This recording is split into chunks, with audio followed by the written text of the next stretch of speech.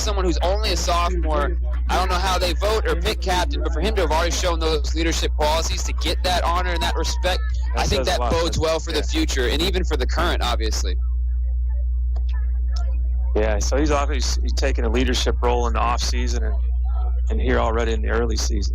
Another name I've noticed on the schedule, Loki Merrick, sophomore, also coming in at wide receiver, defensive back. Looks like they moved him up.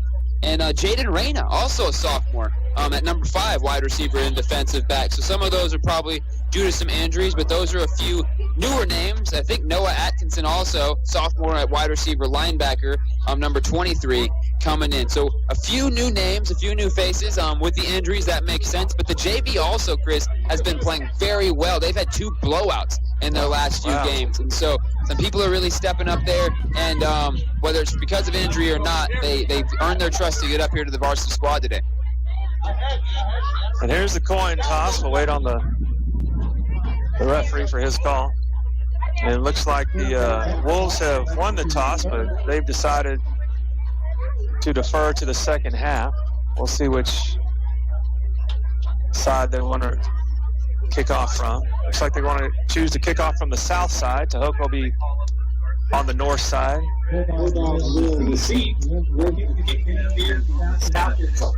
The Colorado City Wolves are led by head coach Monty Leaf, defensive coordinator Jesse Caceres, offensive coordinator Daniel Mejia, and assistant coaches Tino Silva, Han Olson, and Nick Gonzalez.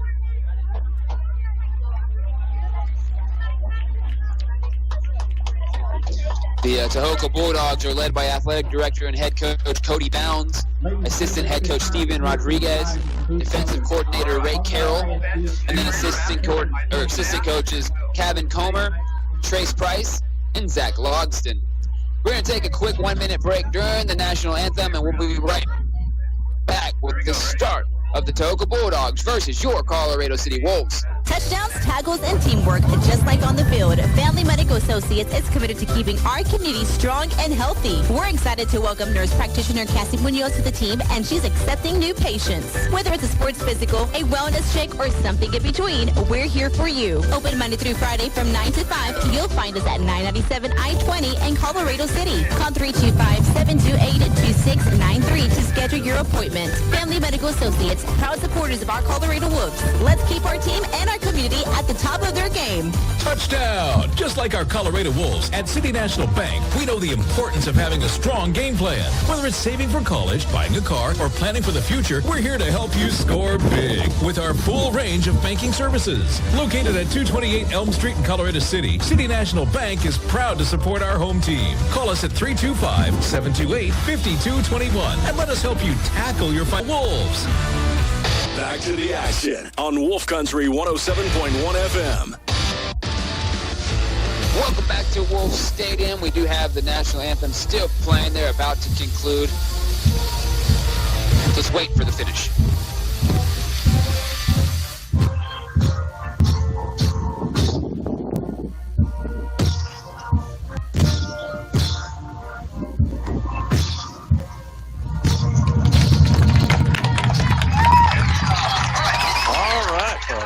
We're getting ready to start this game off. Let's get it started. The camo, today was, I think it was something like that, to honor the Patriots Day at the pep rally. So that's why they're wearing their camouflage jerseys. I'm assuming some of that has to do with the fact that this is the week of 9/11. And so that all makes sense. Even the coaches got their camo on, and one of them even has a USA bandana hat, or bandana around his head. Something we saw last week, it'll be interesting just to analyze it too, is Chris Abreu. A couple times last possession, there were some field goals missed and extra points. A few times we didn't try to kick it, a few field goals missed. And so see if some of that is squared away in the kicking game today. Yeah, I hope we had a chance to work on that this week. Real quick, as the team heads out midfield, for those that haven't seen it, on the north side of the stadium, they're clearing off the land for where the new softball and baseball fields are coming. So that's pretty exciting to see all the big equipment out there and see what's on the horizon for Wolves athletics. Yeah, and it is going to be cool to have it all. It will be nice. I've also heard they're going to make some upgrades to some of the different parking lots around the area in the future too. And so I'm just really bringing it as a sports complex right here in the middle of town. All right, here we go, folks. There's a kick. Fielded at the 5-yard line. Tahoka brings down his feet at the 30. Uh-oh, he found a seam. Oh, he is caught at the 40. And who was that? Was that Womack? Yeah, Kaz Womack, much touchdown saving tackle. It looked like diving tackle there about 45. Yeah, that Bulldog had a wide open room and just a great tackle by Womack. So Tahoka will start with the ball. They're going to start at their own 40-yard line. So we see number 23, Noah Atkinson, sophomore. We already mentioned his name. He moved up. He is starting at middle linebacker. And it looks like they got Michael Martinez kind of sitting in the middle linebacker position also. Number 6, Conlin, who we've called out his name a lot. And on the far side of the field, it kind of looks like number 9, Aiden Phillips, might be playing, actually. All right, number 9, Stone, is going to be the quarterback for the Bulldogs. He lines up in the shotgun position, has 2 men spread out to the right, puts a man in motion from the right side. Here's a handoff going around the left sweeper, but the Wolves are there, and they're going to get about a 5-yard gain on that. Yeah, number 5, Jaden Rain, as we already mentioned, in on the tackle. Number 15, another name we mentioned, Loki Merkitt, is playing cornerback right now. So all those players we called out early that moved up, they're all on the field starting. A good opportunity for these guys. So here come the Bulldogs, 2nd and 5. Again, Stone is the quarterback. Has 331 yards passing on the year so far. He's averaging 165.5 yards. This time he has all 3 receivers out to the right side. One man in the backfield with him. That's Martinez. Quick snap. Stone rolling off to the field. Has a man wide open and blown coverage. But thankfully that ball falls out of the hands of the receiver. Yeah, Jaden Reyna once again getting out there. Never really was able to get his head around, but did enough to cause an incompletion there. I don't know if that was kind of the soft zone we spoke of last week, but as the first Wolf defender peeled off, there was a bit of a wide gap where he had no defendable defense. Big opportunity for the Wolves to get a stop here on the first possession, 3rd and 5. No scores. We start off here in the first quarter. Tahoka's back up to the line of scrimmage. Here's the shotgun snap. Quick screen off to the right side. Catches the ball. That's enough for a first down and then some. Out to the 40. 40's finally pushed out of bounds. Safety Ivan Valdez, who's had a good season already with the stop. Actually get up to the line. That'll be a first down, Bulldogs. Yeah, quick screen right there. Quarterback getting the ball out of his hands.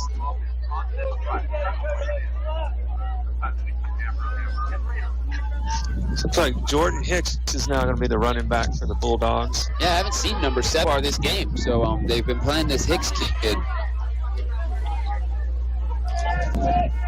All right, 3 receivers off to the far left. Stone rolls off to his left, looking downfield, has a man. Oh,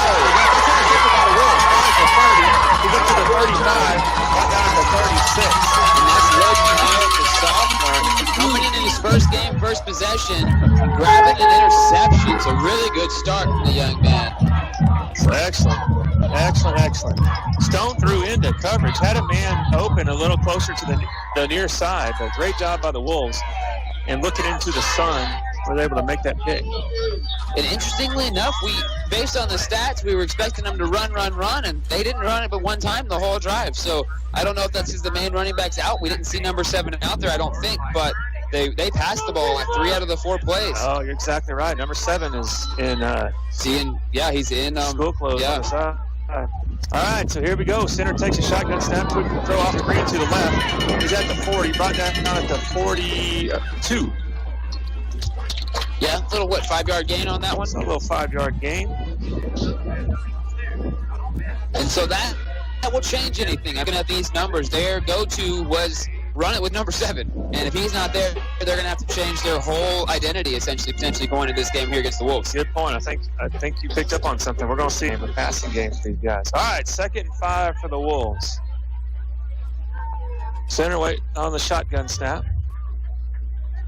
There it is. He's going to keep that. Trying to go a little bit to the left of center. Oh, hit right at the 45, but a gain of 4. Yeah, nice little gain there for center on the ground.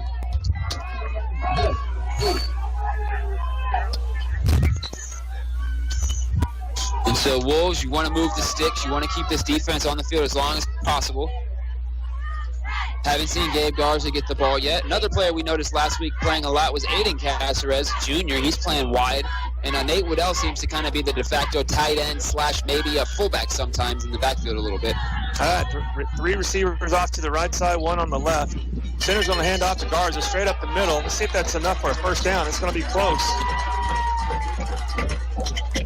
Moving the chains. First down, Wolves. So didn't need much, maybe a pickup of just 2 there, but enough to move the sticks and get a new set of downs. All right. Wolves headed in the right direction. First down of the game. The fans, the band, the cheerleaders are very pumped up early this game. All right, same setup for the Wolves. Here comes the snap to center. He's rolling off to his right side, looking downfield. Holding. Oh, he throws that ball. It's caught, but I think it's coming back. Looks like it's going to be a holding call. A really good one-handed grab by Nate Waddell, actually, for a pickup of 7, but that is going to be holding and bring that one back. And that is, golly, and that's the kind of play we like to, where he's rolling out, Waddell's sprinting across, is able to make a tough catch like that, even though he had to kind of fall forward to make, he was able to make the catch. But unfortunately, it's ball's coming back to the 37-yard line.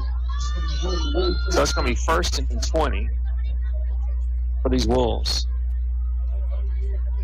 We'll see what offensive coordinator calls here.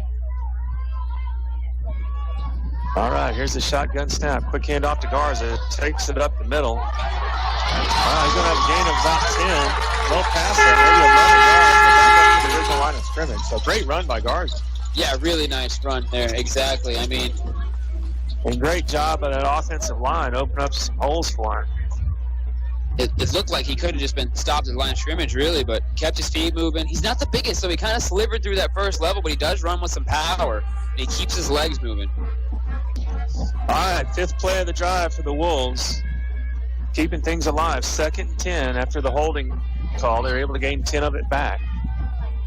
3 receivers off to the left side for center, but he's going to do a quick handoff to Garza once again. This time met at the line of scrimmage. Bulldogs were ready. Yeah, that one for maybe a loss of 1, even no gain. So that's going to bring up 3rd down and 10. Just over 7 minutes to go here in the first quarter. No score yet. One thing I've also really enjoyed so far this season, good snaps for the most part. We've had a lot of good snaps out of the shotgun, which is awesome to see. All right, center's rolling off to his left, looking downfield, has a man open. He throws the ball, just over the outstretched hands. Yeah, Caceres. And that one's a little high. Was a little overthrown, overthrew both the defender and his intended receiver there. Yeah, Caceres lost his helmet, so he's going to step out for the play. There's another flag, actually, now that we're looking at it. Yeah. So holding against the offense. This one might be declined. We'll wait and see. But no, it looks like they're being pushed back, so that'll bring up 3rd and 20. No, now they're declining it. So they're going to decline. Yeah, I think their coach realized. So that is going to be 4th down in a punting situation for the Wolves. 6:46 here in the first quarter. Each team's had a possession, and each team has looked to, not score. Bulldogs turnover. Wolves will be punting right here. All right, 1 Bulldog back deep around the 15-yard line. Here's the long snap. It's a good kick. Looks like that ball's going to, fair catch is called. Good bounce. Ball's going to, takes a wolf bounce. They're going to stop it right at the 1-yard line. Great job by the Wolves and an excellent bounce. I mean, that's on the 1-inch line. Wow, that is inside the 1. That's Jaden Oostner getting down there, making sure he picked it up. I was getting a little nervous. I'm like, if it takes a weird bounce, it might touch that. Stop it. 6 inches and 1 inch doesn't need to be that much. But there's a big opportunity for this Wolf defense to try to get a safety, pin them back deep in their own territory. Obviously, Bulldogs have to go 99 yards. We'll also see if the Bulldogs try to run it themselves. Yeah, and they're coming out of shotgun, Chris. Yeah, so this is going to be interesting. Their star running back is hurting on the sidelines. And they've only thrown on their first possession. See what they do here, because they want some breathing room. And they're going to try a quick handoff. Oh, Wolves are there, but they're going to turn that to about a 3-yard gain. Good stop by the Wolves. Yeah, I think that's Michael Martinez coming up from linebacker with the tackle there.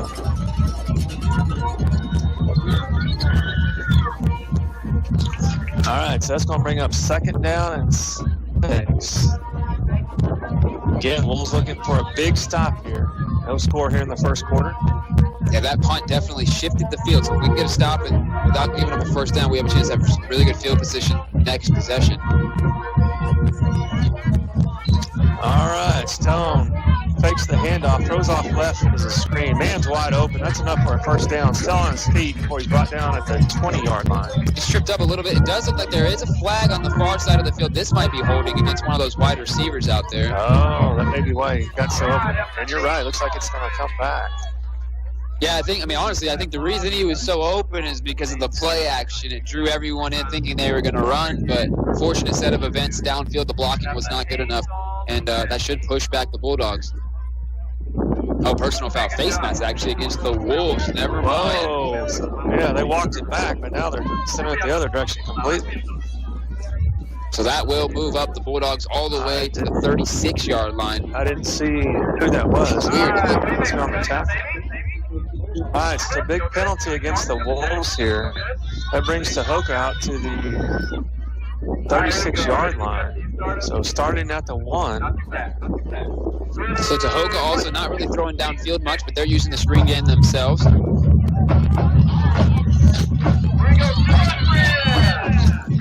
right, 1st and 10, shotgun snap for Stone. Puts a man in motion. There's a flag. And that's what it was. That's going to march the Bulldogs back. So far, kind of flag-heavy game to start off. A little bit disorganized. Maybe this is to break the Wolves' knee. It seems like last week the Wolves would make a mistake, maybe after a big play, and then that would just kind of be the deal crusher and kill their momentum, and the other team would take advantage of it. But it looks like the other team's not having that kind of luck tonight. We'll see if the Wolves can cause havoc to the Bulldogs. Oh, looks like a fumble on the flag. The Wolves will get another turnover. So that's David Phillips, number 9. We thought he was not going to be playing today, but he is out there playing, and I kind of lost it. It looked like it was going to be a handoff. They must have pulled the handoff. Chris, I don't know if you saw it. Yeah, because they deked me. I was following the first running back. Yeah, me too. Yeah. The ball was definitely never obviously got in his hands. And that may have been why, I bet it was, that may have been why he slowed down. Yeah, because he didn't have it. Yes. Yeah, all right, so awesome job by the Wolves with the turnover. So they're going to take over 1st and 10. They're on the Bulldogs' 28-yard line. It looks like they're bringing in Phillips now to play some offense. So good to see him out there. I really wanted to see him play, and he missed a little bit of last game, but they are in their power, so will it be interesting also. Yeah, quick handoff to Green this time. He's going around the left side, a couple of blockers. Going to turn that into about a 5-yard gain. So interesting. They ran the power play and handed off to Green. So I'm glad they're getting that speed in there. Yeah, and just trusting the offensive line. Again, it's nice to have a big back there also, but I like that power because it puts all those big men up front and just run behind them and find your space. Yeah, that's exactly right. All right, here we are again. Oh, quick handoff to Garza. Garza tries around the right side. Met by a couple of Bulldogs. No gain on that play. I think they tried snapping that pretty quick. Try to catch him off guard. Yeah. Not sure that the O-line was ready. Yeah, they did give him a pickup of 2. All right, so another quick play. Straight up the middle goes center. And that's something close to a first down. Maybe a yard short. He signals first down. But they spot it way back. No, they're going to stay and go for it on, I think, 4th now. And I don't think he got it. Not sure.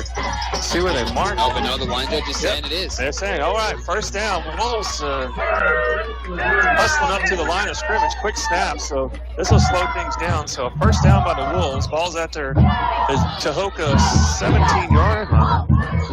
Yeah, and then back-to-back plays there. They just had center lower his head and go. All right, here we go again. Power. And, all right, so and the Bulldogs are going to call a timeout here. Why don't we send you back to the station for a 30-second break, and we'll be back with more live football action. In the game of life, you never know when you might get sidelined by an unexpected health issue. But don't worry. Family Medical Associates Walk-In Clinic is here to get you back on your feet. Open Monday through Wednesday, 8 to 9 a.m. No appointment needed. Nurse practitioner Anna Burton is ready to see you, keeping your health in the game. Located at 997 I-20 in Colorado City. From the stuffy nose and cough to minor injuries to quick checkups, we've got you covered. Call 325-728-2693 for more info. Family Medical Associates Walk-In Clinic. Proud supporters of our Colorado Wolves, helping you stay in the game. Back to the field with the Colorado City Wolves on Wolf Country 107.1 FM. All right, back at Wolf Stadium. Wolves are coming out of a timeout. Actually called by the Bulldogs. Wolves just got a first down. They've had 4 quick snaps in a row? Yeah. So they're hustling back up to the line of scrimmage. Center is under center in the power play. Quick handoff to Jarrett.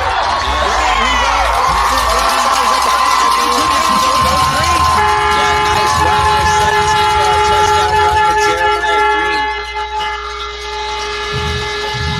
Green. So great job. So they lined up in the power formation. Center is up under center. 3 running backs behind him.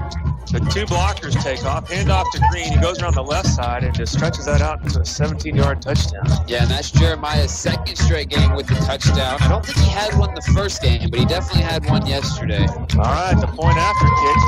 And that looks good, and a good kick it was. Looks like Labreo had struggled a little bit last week. He may have figured things out in practice this week. That was an excellent kick. That does put 7 points up on the board, so the Wolves break the score first, and we'll keep it here for a little bit. They're already getting back ready on the field, but nice run again, a turnover leading to offense, so defense to offense. And I really enjoy the rushing up to the line, the quick snapping. That lets me know that the coaches are paying attention to. Not that they don't anyway, but the coaches are really paying attention to what's going on in that scenario. So they're taking advantage of what Tahoka's giving them. They realized that Tahoka, they were catching them off guard, so they just kept after it until Tahoka called a timeout. And we were wondering who was going to be in the backfield with Vanderslice not there.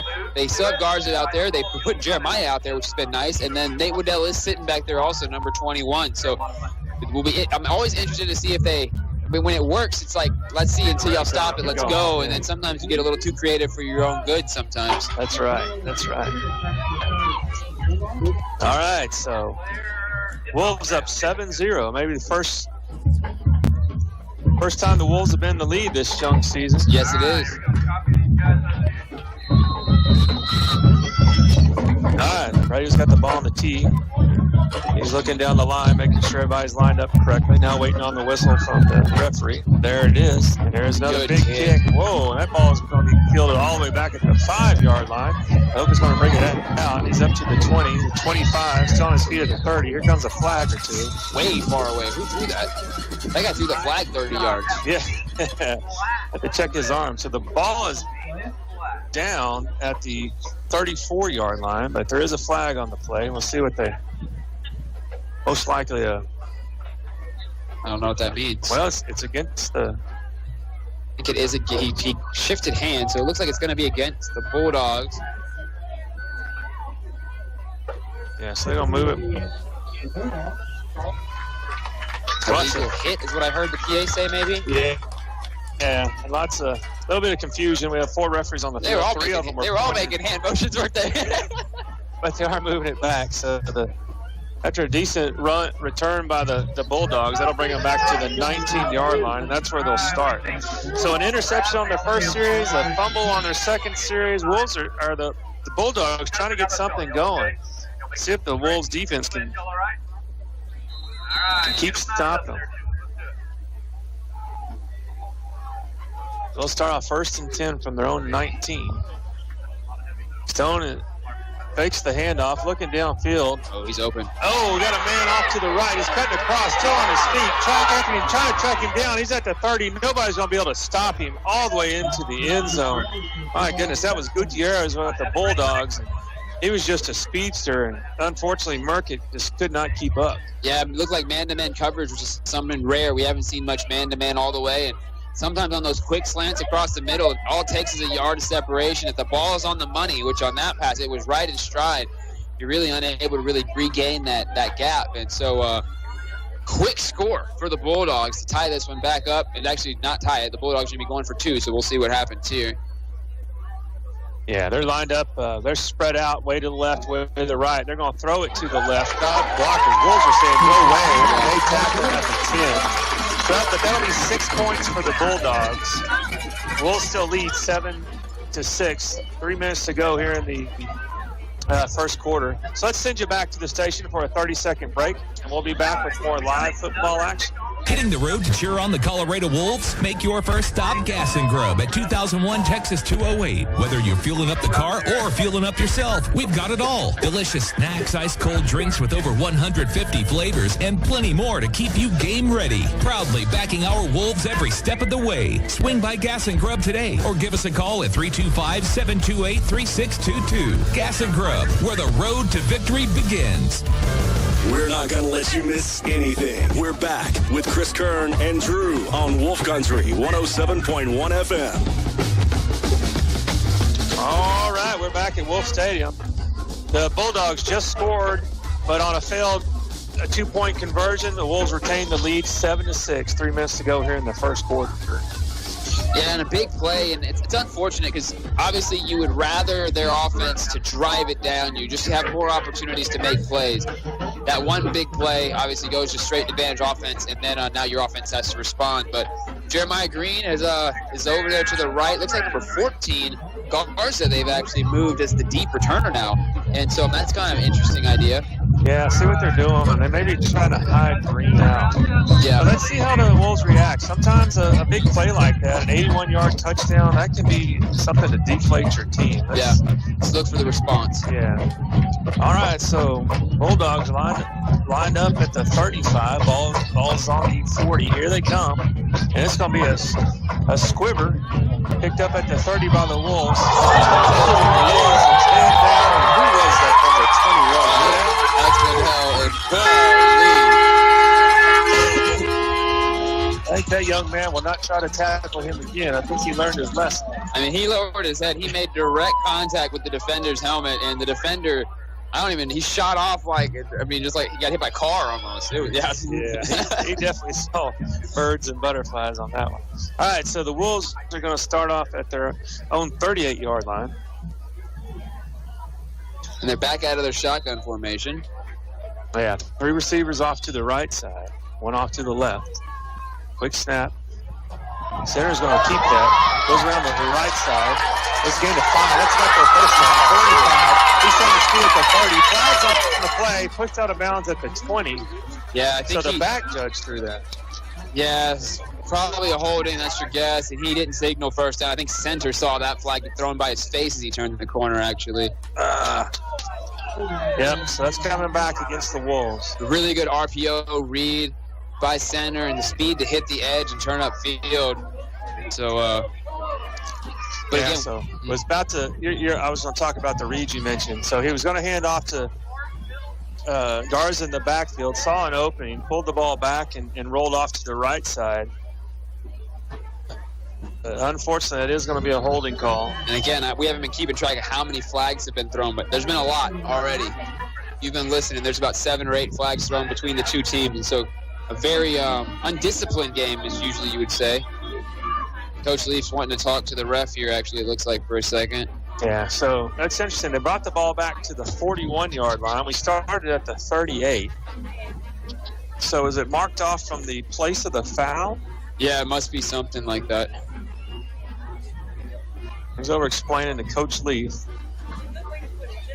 The referee's running back. He's running across the field. Until back to Tahoka. All right, so it's going to be first and 7 from the 41-yard line. So big run comes back, but still not bad field position. Center drops back to pass. He's going to have to dump it off the left side, but in and out of the hands to Garza, so that's going to fall incomplete. Bring up 2nd and 7 on that one. So, yeah, the foul must be at the spot of the foul. They push it back to there. I'm guessing that's on something that extends past where the foul was committed on those holding penalties. All right, so back to the line of the scrimmage come the Wolves. 2nd down, 7 yards to go. 2:24 to go here in the first quarter. Wolves lead 7-6. All right, center pitches that off to the left to Garza. Got a bit of a running room. He's at the 45. Oh, up to about the 49. That's not going to be enough for a first down. It's a good run by Garza, though. Yeah, 9 yards about there, moves the sticks. The fans have trickled in here now that we're about to end the first quarter. So full house here at Wolf Stadium on the home side. Wolves scored on their last possession, a 17-yard touchdown run by Green. They're trying to keep the ball moving. So far they have on this their 3rd possession. Here comes the 4th play of the drive. Shotgun snap to center, rolling around the right, looking downfield. Nobody there. He's just going to throw the ball away. Yeah, smart play. And on some of those, and I know he's trying to let the play develop and read it, but on that one, he had space, it looked like, to at least get 3 or 4 out of bounds kind of quick. And he's waiting for receivers to get open. I almost would rather him just trust his legs, get the 4 or 5 out of bounds, and go with it. Yeah, he was kind of looked like he was kind of in slow-mo, waiting for something to develop downfield. Because everyone followed Waddell deep, and he definitely had a couple yards. I mean, he had some yards, and he's shown he's got the legs. So that's a good point. Maybe follow after him immediately. Yeah, track behind him. All right, so 2nd down and 10. Same setup for the Wolves. 3 men off to the right. Shotgun snap to center. He is going to hand off to Garza this time. Tries to go straight up the middle, but stopped immediately by the Bulldogs. Okay. Yeah, nothing there. Right at the 50-yard line. All right, looking at scores. No scores yet in the Westbrook game. They're at Rankin. And no score yet in Lorraine. He's at Hermleigh. Yeah, the Wolves, the only team in town this week. All right, 3rd and 10. Wolves looking to do something here. Back in the same shotgun setup.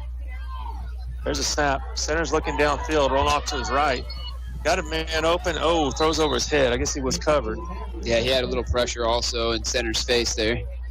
So that probably is going to bring out the punt team. Very unfortunate holding call called. The whole drive back was stunned after that holding penalty. Yeah, so we talked about see how they react. They start off big, but after that holding call, they're just unable to get anything developed. So here we are, 4th down and 49. I don't know that the Wolves have a big punt in their playbook, and I don't know this is the time to do it. But Abreu, he put that ball in the 1 yard last time, so we'll see what he can do here.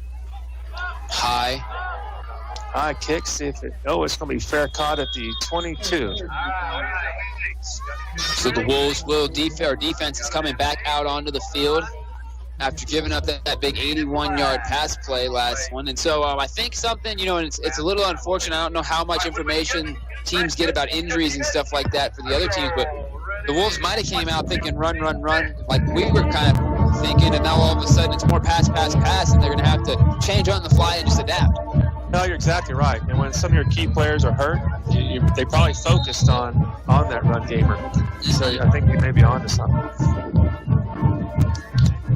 All right, Bulldogs head up to the line of scrimmage. 1st and 10. They have the ball on their own 24-yard line. Stone's going to take the shotgun snap. Quick throw off to the left side. Has a little bit of room. As a blocker, he's got enough for a first down. Going to be pushed out of bounds around the 35. Yeah, 14-yard pickup there off the screen play. Ivan Valdez with the tackle. 40 seconds to go here in the first quarter. Wolves lead 7-6. They had a 17-yard touchdown run by Green, but the Tahoka came back the very next series, had an 81-yard pass play. Wolves still are in the lead, though, because they didn't get that 2-point conversion. That's exactly right. All right, 1st and 10 for the Bulldogs. There's a snap. Quick handoff. Tries to go up the middle. The Wolves are there. No gain on the play. A lot of Wolves there. Uriah Salazar, big number 73, wrapping him up. And I don't know if there's many running backs in the league that are going to be able to drag Uriah down if he gets around you. I mean, they don't have him listed the weight-wise, but he's got to be pushing 280. I don't know. He looks big. Let's just say that. Looks like a big boy. He's not the guy the running back wants to see when he lifts his head. He's their one-man stopping crew. So Bulldogs taking their time. That's going to get us, letting the first quarter clock run out. So that will end the first quarter. Wolves lead the first quarter, 7-6. We're going to take a 1-minute break, and we'll be right back with the start of the second quarter here on Wolf Country 107.1 FM. Wolves fans, game night just got tastier at Mary's Cafe. Whether you're cheering on the Colorado Wolves or grabbing a bite before the big game, we've got you covered with delicious burgers, juicy patty melts, and crispy pork chops that'll keep you fueled and fired up. And guess what? You can catch all the action of the Wolves game right here while you dine in. Swing by 502 East 2nd Street or give us a call at 325-728-8000 to order ahead. We're opening Tuesday through Friday from 7 a.m. to 8 p.m. and Saturday 7 a.m. to 2 p.m. Mary's Cafe, where the Wolves and great food come together. Just like our Colorado Wolves, Ratliff Insurance knows how to play to win. Whether you're driving to the big game or settling into a new home, we've got the coverage you need. Auto, residential, renters, and more. Proudly supporting Wolves football and the Colorado City community. Visit us at 152 Walnut Street or give us a call at 325-728-5371. Ratliff Insurance, protecting your turf no matter the season. Now, back to your Friday night football action on Wolf Country 107.1 FM.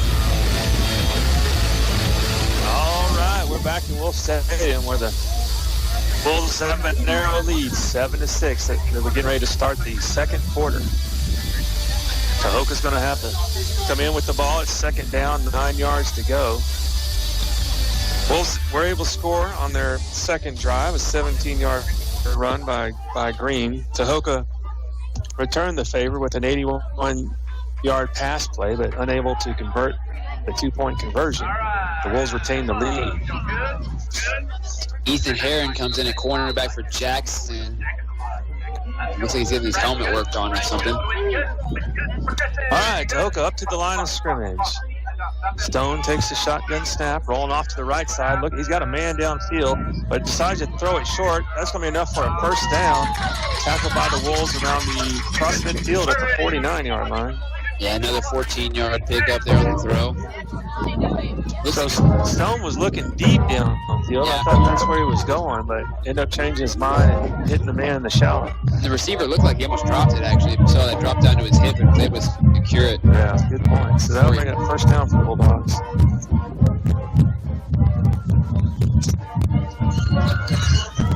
All right, fourth play of the drive for the Bulldogs. See what they have in store. That's going to be a quick screen off to the left side. Oh, in and out of the hands of the Wolves. Brought down around the 36. Is that a flag on the play? Yeah, there's a flag right about the 50-yard line. It looks like that was where number 3 was blocking, so we'll have to wait and see what the call is. And it's holding versus the offense. Yeah, so maybe why that screen play worked. Yeah, and then the Bulldogs' passing offense has been actually, in the worst way, because I'm a Wolves fan, a pleasant surprise, though. They're executing on the quick screens, but they have looked downfield a couple times, too, to keep the defense kind of honest, and a nice mix mash of what their intentions are. Yeah, good point. Good point. Wow, so that's going to march it all the way back to the Bulldogs' 42-yard line. Bring up first and 19. All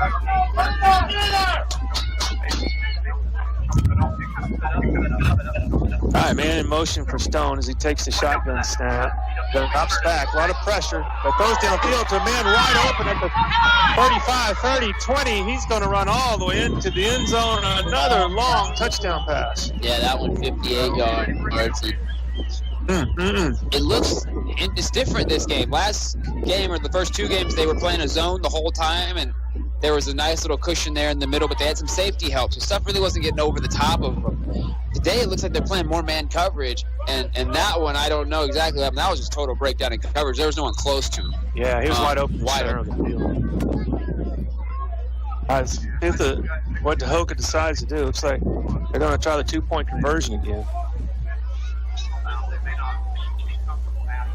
And Stone's holding on to a lot of pressure. Is he just going to throw it away?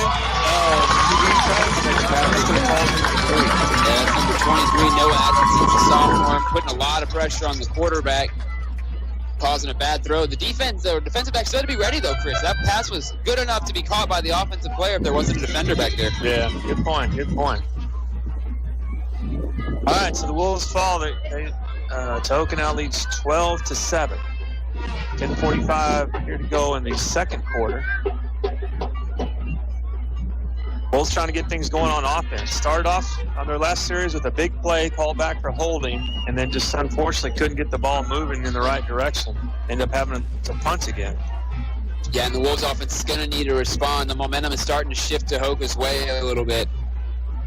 So I'd like to see him try to get Green more involved. Even we'll see what they do on the kickoff. We haven't seen Green back deep. I don't know if maybe coach is hiding.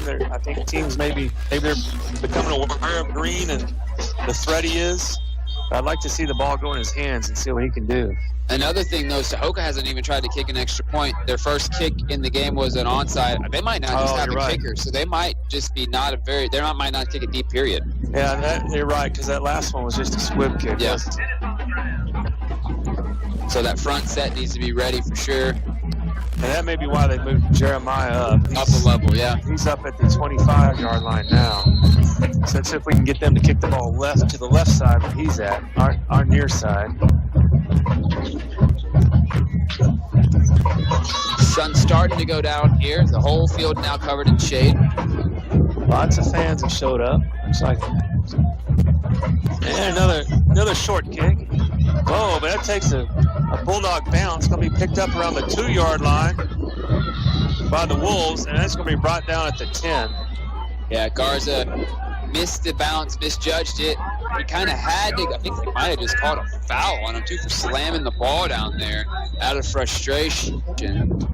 Yeah, that's not what we want to see. Unfortunate. That was just silly. I get it. I don't think he didn't do anything intentionally at anyone else. That was him just mad at himself. Yeah. But it'll be half the distance to the goal line and make it even that much harder for the Wolves. Yeah, so that'll bring it back to the 5-yard line, and that's where they'll start. So now, after what you were saying and what we were just talking about, we might see Jeremiah slide back over to the center because the ball definitely got kicked far enough that time to get to him. Oh, you're right. All right, so they're in a power formation. They're trying to quick hand off, but whistle's blown. They have a legal procedure. Not sure what the call is. Yeah, I don't know. Maybe I think they may just say we're not ready. Yeah, that, or they might have put it more on the left hash, maybe. All right, so we'll try that again. Power formation. Center is under center. Quick handoff to Green. Tries around the left side. Finds a bit of a hole. Able to move it forward about 4 yards. There comes a flag. A couple of flags. So again, the moral of today's game is either big plays or flags. It looks like. Wow. I don't think we've gone 3 plays in a row without a flag. Almost, it doesn't seem like. Maybe right. Let's see what this was. Was that unsportsmanlike? It's unsportsmanlike, yeah. Against the Bulldogs. So that should move them 15 yards forward. So a good break there for the Wolves. That's right. So that'll bring it all the way out to the 24-yard line.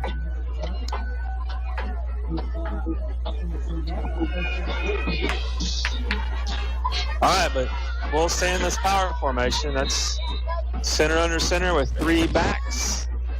Hand off to the one in the middle, and no go. That's Waddell, the power. Didn't get anything on that one on first down. Yeah, Bulldogs were ready. Green split off to the right.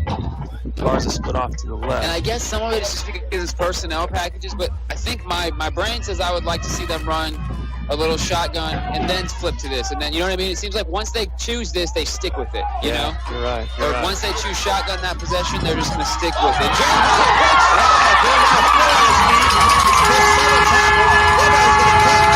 He's at the 20.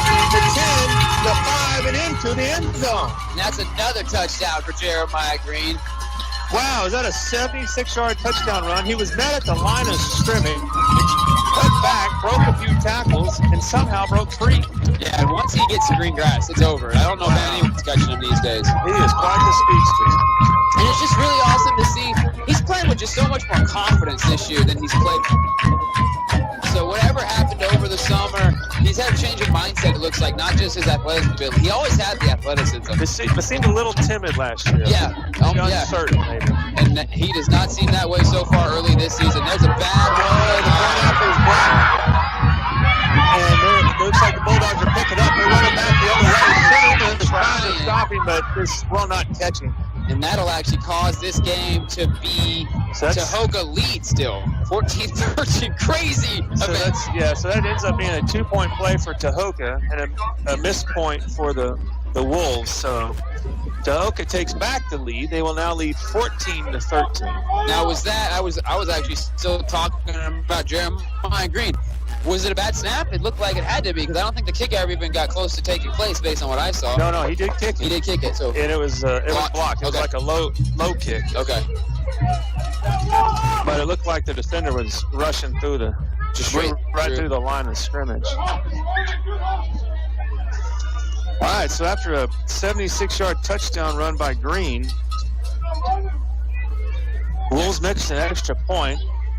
Return back for 2 points for the Bulldogs. So that makes it 14-13. Tahoka as they're about to take over on this offensive possession. And this has been a wild one so far. It's been a wild game. But Wolves right in it. We needed them to gain some momentum back in this offense to do something, and they definitely did that, even with the mess up on the kick. Those are only worth 2, so it's not that damaging in the long run, hopefully. Yeah. And what stinks is the Wolves still have to kick it off, even though the other team got the last set of points. But.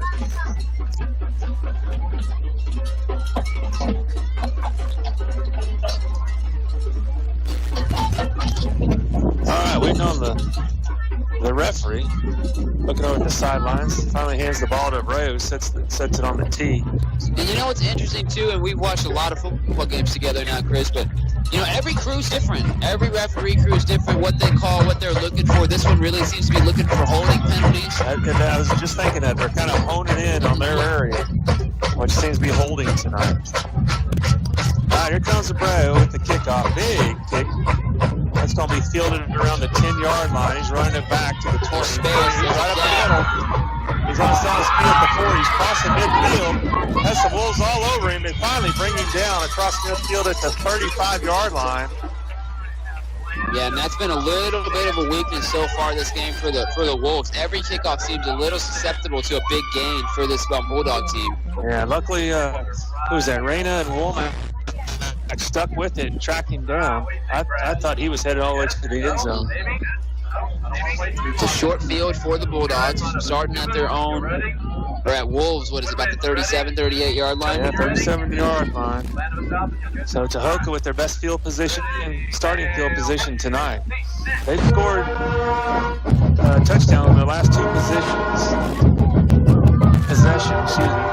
Then, of course, with the blocked extra point return, they now lead 14-13 with 9:23 to go here before half. All right, there's a shotgun snap, quick handoff off to the right side, still on his feet. That's enough for a first down. Finally brought down at the 25-yard line. Yeah, Michael Martinez, good tackle there in open field.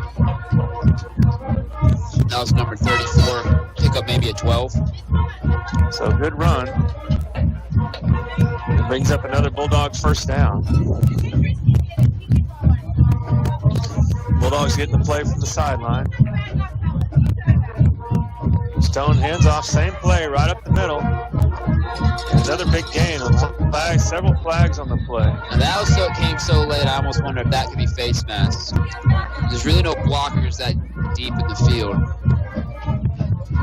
Wait, we'll see what the referee calls it. It's going to be a face mask. Oh, that's going to be against the Wolves. So they're going to march that all the way down to probably the inside the 5-yard line.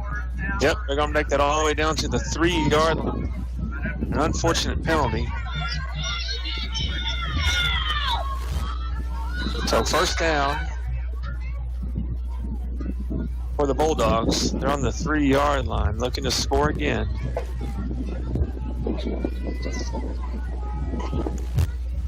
There's a time for the Wolves to make a stop. This is it. Same Quick play. handoff.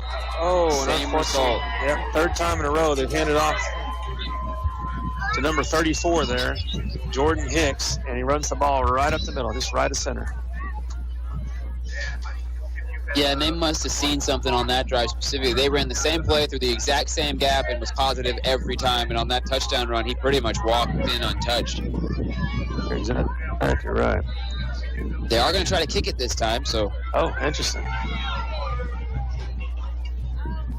There's the snap. Kick is up. Looks like it's going to be just right. Yeah, just right. So no good. Let's send it back to the station for a quick 30-second break, and we'll be right back with the next Wolves possession right here on Wolf Country. Wolves fans, ready to tackle those hunger pains? Swing by your Colorado City Sonic at 125 East I-20 on the service road. Whether you're celebrating a big win or fueling up for the next drive, Sonic's got your game time favorites. Craving a juicy burger, crispy tots, or a refreshing slush? We've got you covered. Don't miss out on our unbeatable deals. Perfect for every play of the day. That's a touchdown for taste. Colorado City Sonic, where the Wolves and great food always score. Call 325-728-3951. Be sure to download the Sonic app to order ahead. Back to the action on Wolf Country 107.1 FM. Welcome back to Wolf Stadium. We are here with 8:41 remaining in the second quarter. Tahoka Bulldogs did just score a touchdown. Missed the extra point, though, so they lead by 7 over the Wolves, 20-13, as the Wolves will take over.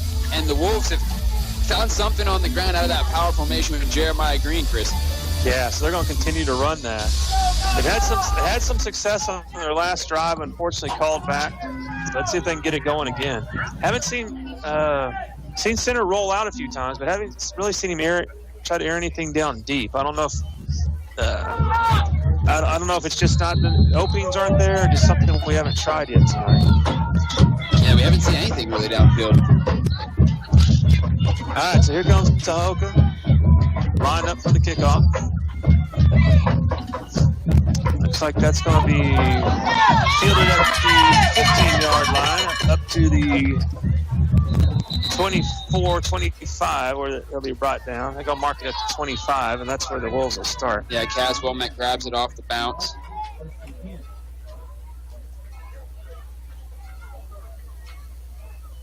So 8.5 minutes to go before halftime. See if the Wolves air it out, or if they stick with the power. Yeah, Jeremiah Green was getting his breath. It looked like he was sitting on the lone bench out there, but he did put his helmet back on, coming back out for this possession. Ryland Center was also sitting down, too. I think he was just exhausted trying to catch him on that kick return, 99 yards or whatever. Yeah, he ran it back. All right, so they are going back to the spread. 3 men off to the right, 1 man off to the left. Shotgun snap to center. Fakes the handoff. And, he's going to be sacked, brought down around the 16-yard line. Yeah, not a great run, but I was actually impressed with one thing. Center kind of realized pretty quick he was probably going down, and instead of running loosely with the ball, he brought it in real quick just to make sure he didn't fumble, and that's a smart play there. Yeah, just go down immediately. All right, Wolves looking over to the sideline for coach to send in a play call. They have it now, and up to the line of scrimmage they go. Quick snap to center, rolling off to his right, looking downfield. He's going to throw it downfield, and that ball falls incomplete. Would have been out of bounds.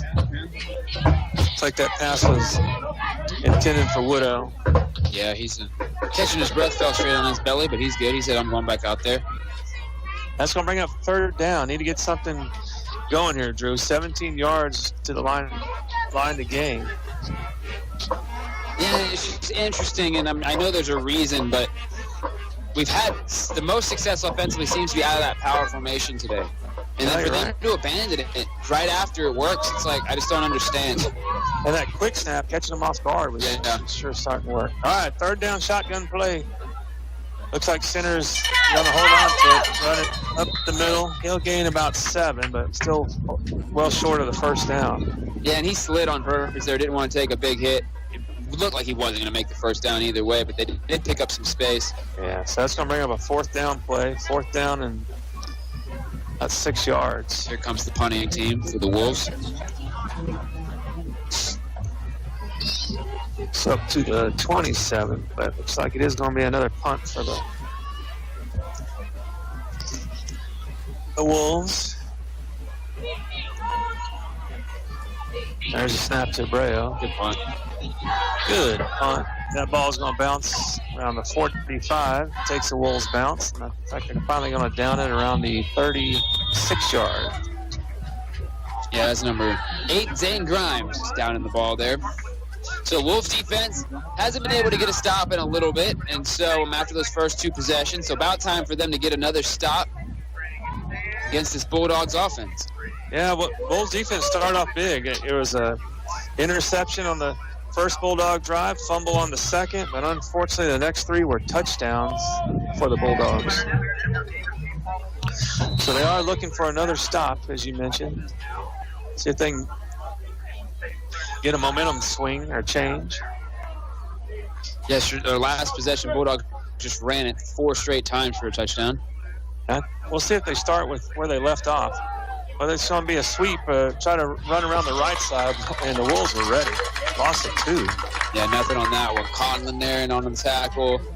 And also, who's that number 5, Jaden Rain on the tackle. I'm kind of surprised they didn't hand it off to Hicks and go up the middle, which they had such success with on their last series. Mm-hmm.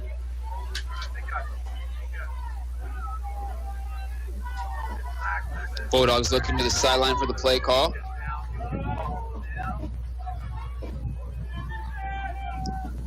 All right. Here's a shotgun snap. This time they're going to hand it off to Hicks up the middle. The Wolves are ready. Gain about 3, but that'll bring up 3rd and 9. Aiden Waddell, number 51, the sophomore defensive lineman there on the tackle. That'll bring up a long 3rd down for the Bulldogs to have to convert. 3rd and 9. Big stop opportunity for the Wolves here. See if they can get this momentum swinging back in the other direction in their favor.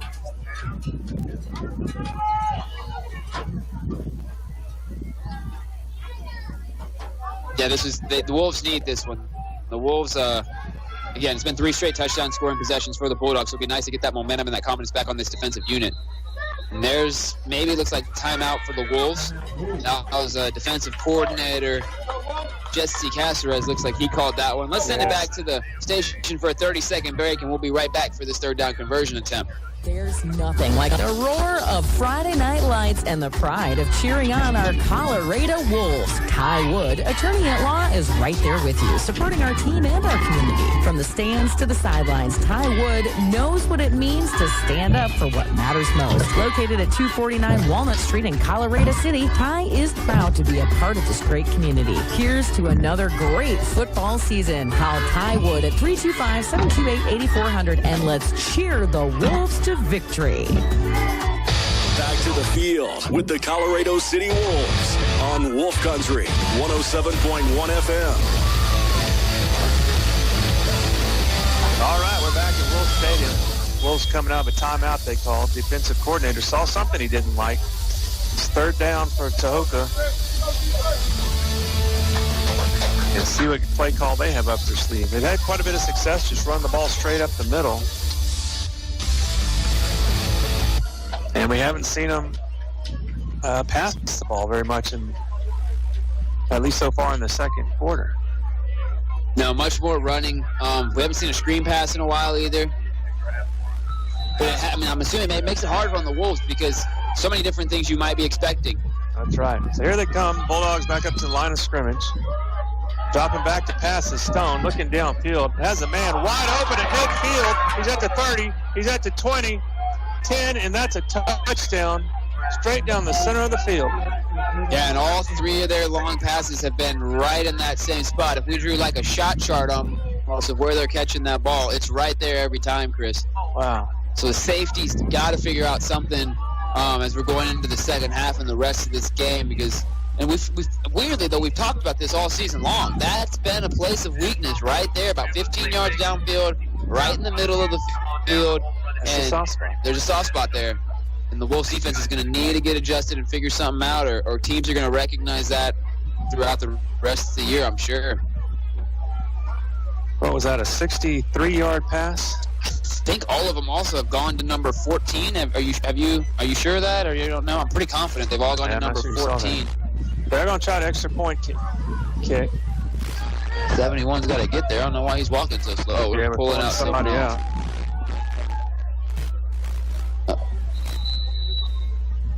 All right, there's a whistle. We got all sorts of... Now there's... Who knows what just happened. Wolves are taking their time getting on and off the field. But I don't know if... Yeah, I almost think that was a timeout again by the Wolves. We're going to keep it here, though. We're not going to send it back, but it kind of felt like it would have been a Wolves timeout on that one. They just... Different personnel groupings were still trying to get in and off, and it was very slow and sluggish, and... Yeah, so just about 5:20 to go here before halftime. Tahoka leading 26-13. They're getting ready to try the point after attempt. A little bit of confusion on the field. Wolves call timeout. Now they're headed back onto the field. Yeah, that's unfortunate, especially just because it's just an extra point, you know? Yeah, did we just blow a timeout? Yeah, on 1 point. All right, so here we go. The Bulldogs are going to try this point after kick. That was kind of low and his man in the back. That's still a live ball. The Wolves picked it up, but he's going to be tapping around the 11. So the extra point, that's going to put Tahoka with the lead of 26-13. Why don't we send you back to the station for about a 30-second break. We'll be back with more live football action.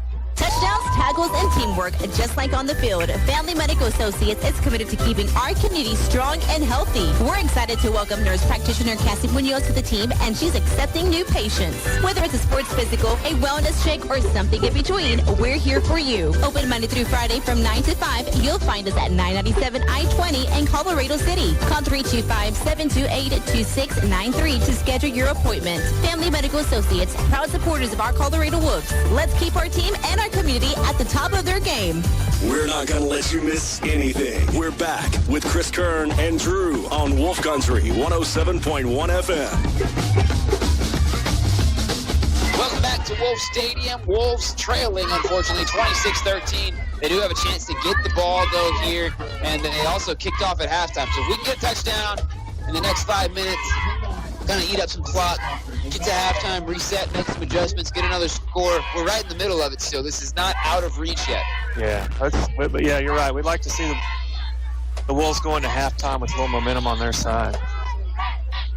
Defense almost had to stop that last one, but then gave up another big touchdown pass, something that's definitely going to have to be honed in on at halftime. Green has both scores for the Wolves tonight. One a 17-yard run, one a 76-yard run.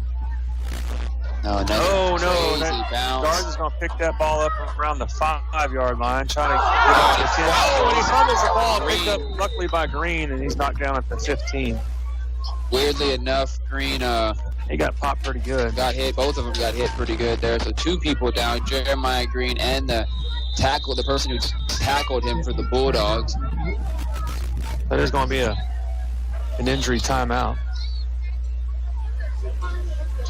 We're going to send it back to the station for a 1-minute break during this injury timeout. We will be right back.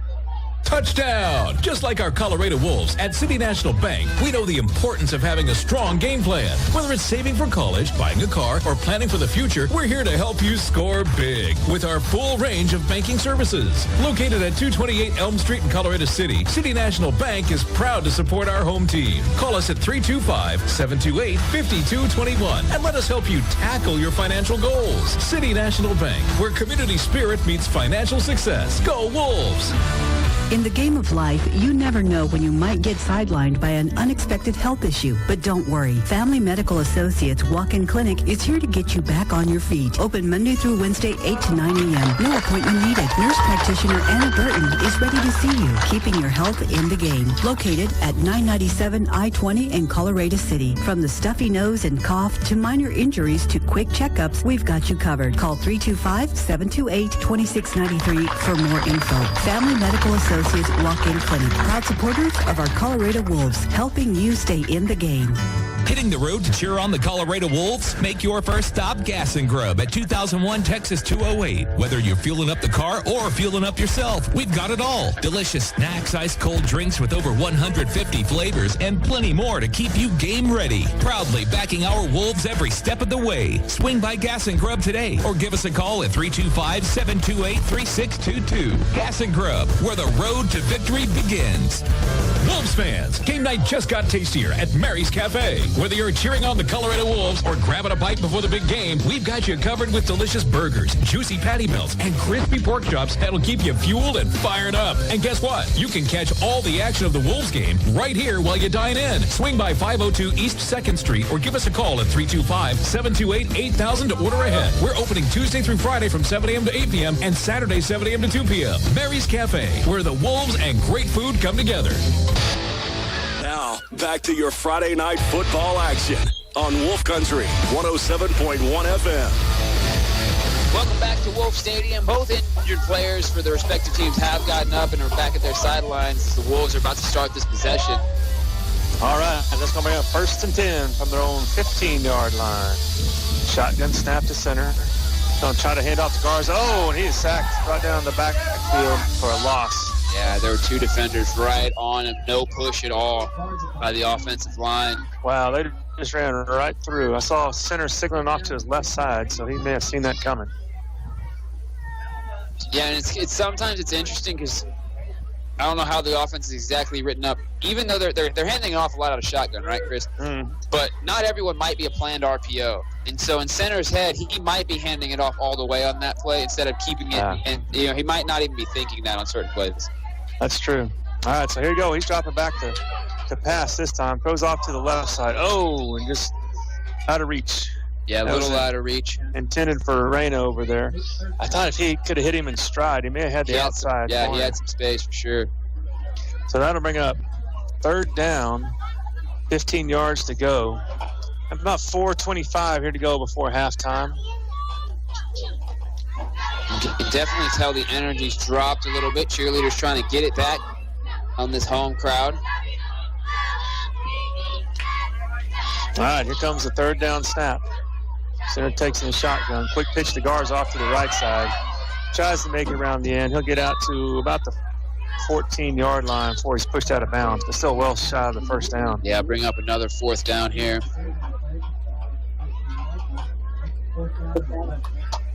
Wolves once again will bring out their punting unit.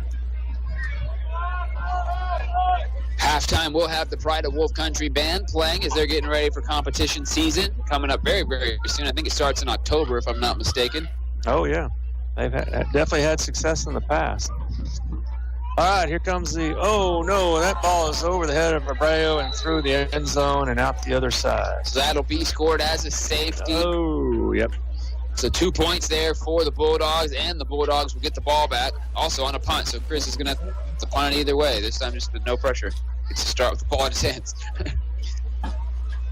So that's the one place we have noticed a couple bad snaps. Has been on the punts.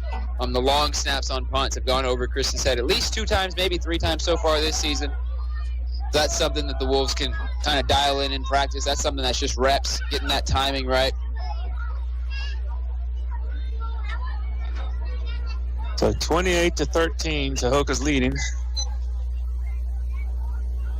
Looks like Chris is bringing a tee out there, and maybe the rules are different. In the pros, you have to punt a safety. Oh, what? He's bringing a tee out there to kick a safety. We'll see if they let him do that.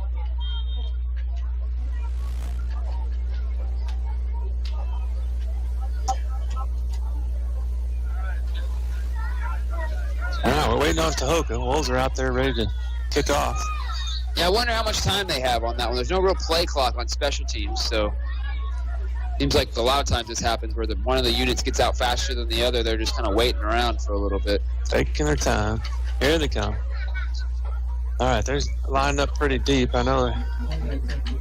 But Bears going to kick off from the 20-yard line because of the safety. So it's a good chance Tahoka's going to end up with some decent field position. But a big kick by Abreu. That's going to be fielded just the other side of the 30. He's at the 40. Still on his feet at midfield. Brought down at the 45. So good kick by Abreu, limited the damage with the short kicking field. On the sideline, we do see Jaden Neusner practicing that about 15-yard snap for the punts. It's obviously a little different when there's not defensive ends or tackles right over your head either, trying to come get you right after you snap that ball. That's right. So Bulldogs, Tahoka's going to start off at the Wolves' 44-yard line. They lead 28-13 with 3:35 here to go in the first half. Stone in the backfield. There's a quick handoff. Lead us to Hicks straight up the middle. Still on his feet. That's enough for a first down and then some. All the way down to the 25-yard line, and that's what they've had success on recently. Yeah, it took them a while to get their running game going, but once they did, number 34, Jordan Hicks, has definitely carved up this Wolves defense here in the second quarter specifically, with 3 runs now over 10 yards, 2 of them over 20. And they're all straight up the middle. Mm-hmm. Yeah, nothing too fancy, right? All right, so here they are, back up to the line of scrimmage. Same play. This time Wolves are ready. Shut him down to line of scrimmage. Like they'll give him a yard, but they'll bring up second down and 9.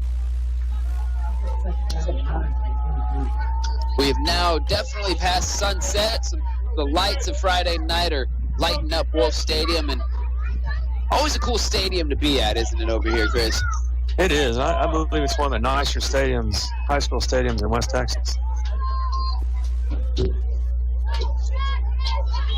All right, here comes second down for the Bulldogs.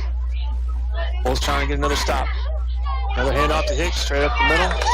They'll gain a couple, but the Wolves bring him down at their 20-yard line. Yeah, real good tackle there by Aiden Phillips, number 9 from his outside linebacker position. I'll bring up 3rd and 6.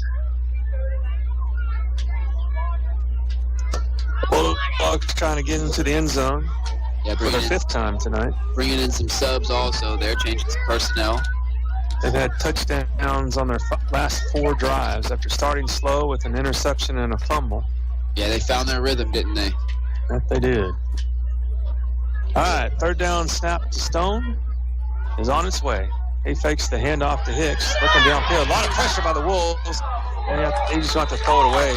Almost made a completion, though.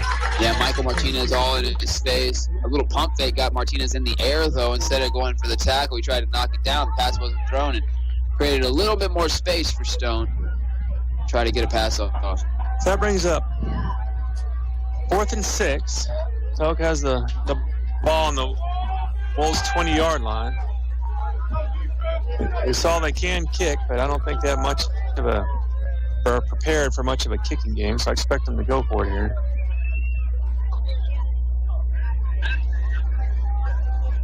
And that they are. They're lined up in the, and it looks like the Wolves are going to call timeout. Something out there they didn't like to see. Yeah, that's their last timeout of the half. We're going to take a quick 30-second break, and we will be right back with the end of your second quarter. Just like our Colorado Wolves, Ratliff Insurance knows how to play to win. Whether you're driving to the big game or settling into a new home, we've got the coverage you need. Auto, residential, renters, and more. Proudly supporting Wolves football and the Colorado City community. Visit us at 152 Walnut Street or give us a call at 325-728-5371. Ratliff Insurance, protecting your turf no matter the season. Back to the action on Wolf Country 107.1 FM. And we're back at Wolf Stadium, waiting on a 4th down play by the Bulldogs. Tahoka threatening to score again. They're on the Wolves' 20-yard line. They lead 28-13 with 1:29 to go here in the first half. Wolves looking for a big stop, and if they can get it, they'll at least have a little bit of time on the clock for a couple of plays. Their last score, the Wolves' last score, was a 76-yard touchdown run by Green. So we know they can cover the field in a short amount of time if they need to. All right, here comes a 4th down play by Tahoka. Big stop for the Wolves needed here. Shotgun snap to Stone. He's rolling off to his left, going downfield. Got a man open. That's enough for a first down and then some. That's going to be a touchdown. Oh, but there's flags on the play. I think it's just going to be a taunting at the end, but we'll wait and see. So Wolves unable to bring down the open receiver. That was a great throw by Stone. He had a lot of pressure in his face there. Blitz came. Yeah, rolling off or running out to his left side. It is against Tahoka, but we'll see what it actually is. Because the flag is unique. I mean, that flag was in the end zone. Yeah, I thought it was going to be a taunting as well. But kind of looks like they're pushing it backwards. Well, they are. They may have kind of confused the Wolves, too. They were holding. It looked like it was holding against Tahoka, maybe.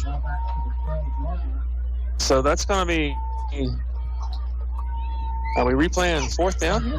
Yeah, I think it was holding on the offense. That's what it was in the secondary, maybe. Well, they're giving it first down. Oh, well, then I have no idea. little confusion. The screen play off to the right. He's got some blockers. He's at the 5 before he's finally pushed out of bounds. That was a first down play. Yeah, number 14, Ruben Arguello for Tahoka. He has been their main receiver so far this game. I think he has caught all 3 touchdown passes. He's been their main threat, and they've tried to work him now both sides on these short flat routes. So it's going to be second down. Ball's on the 4-yard line.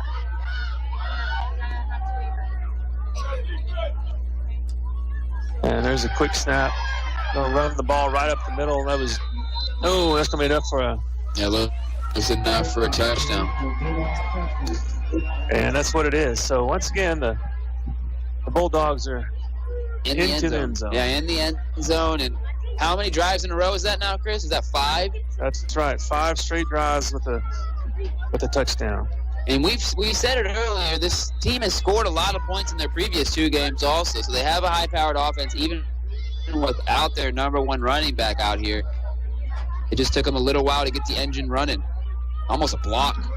Looks like that kick is going to be good, straight through the middle. So that'll give Tahoka 34, and the Wolves remain at 13. There's 57 seconds to go here in the first half. We'll keep it here as we wait for them to get straightened out.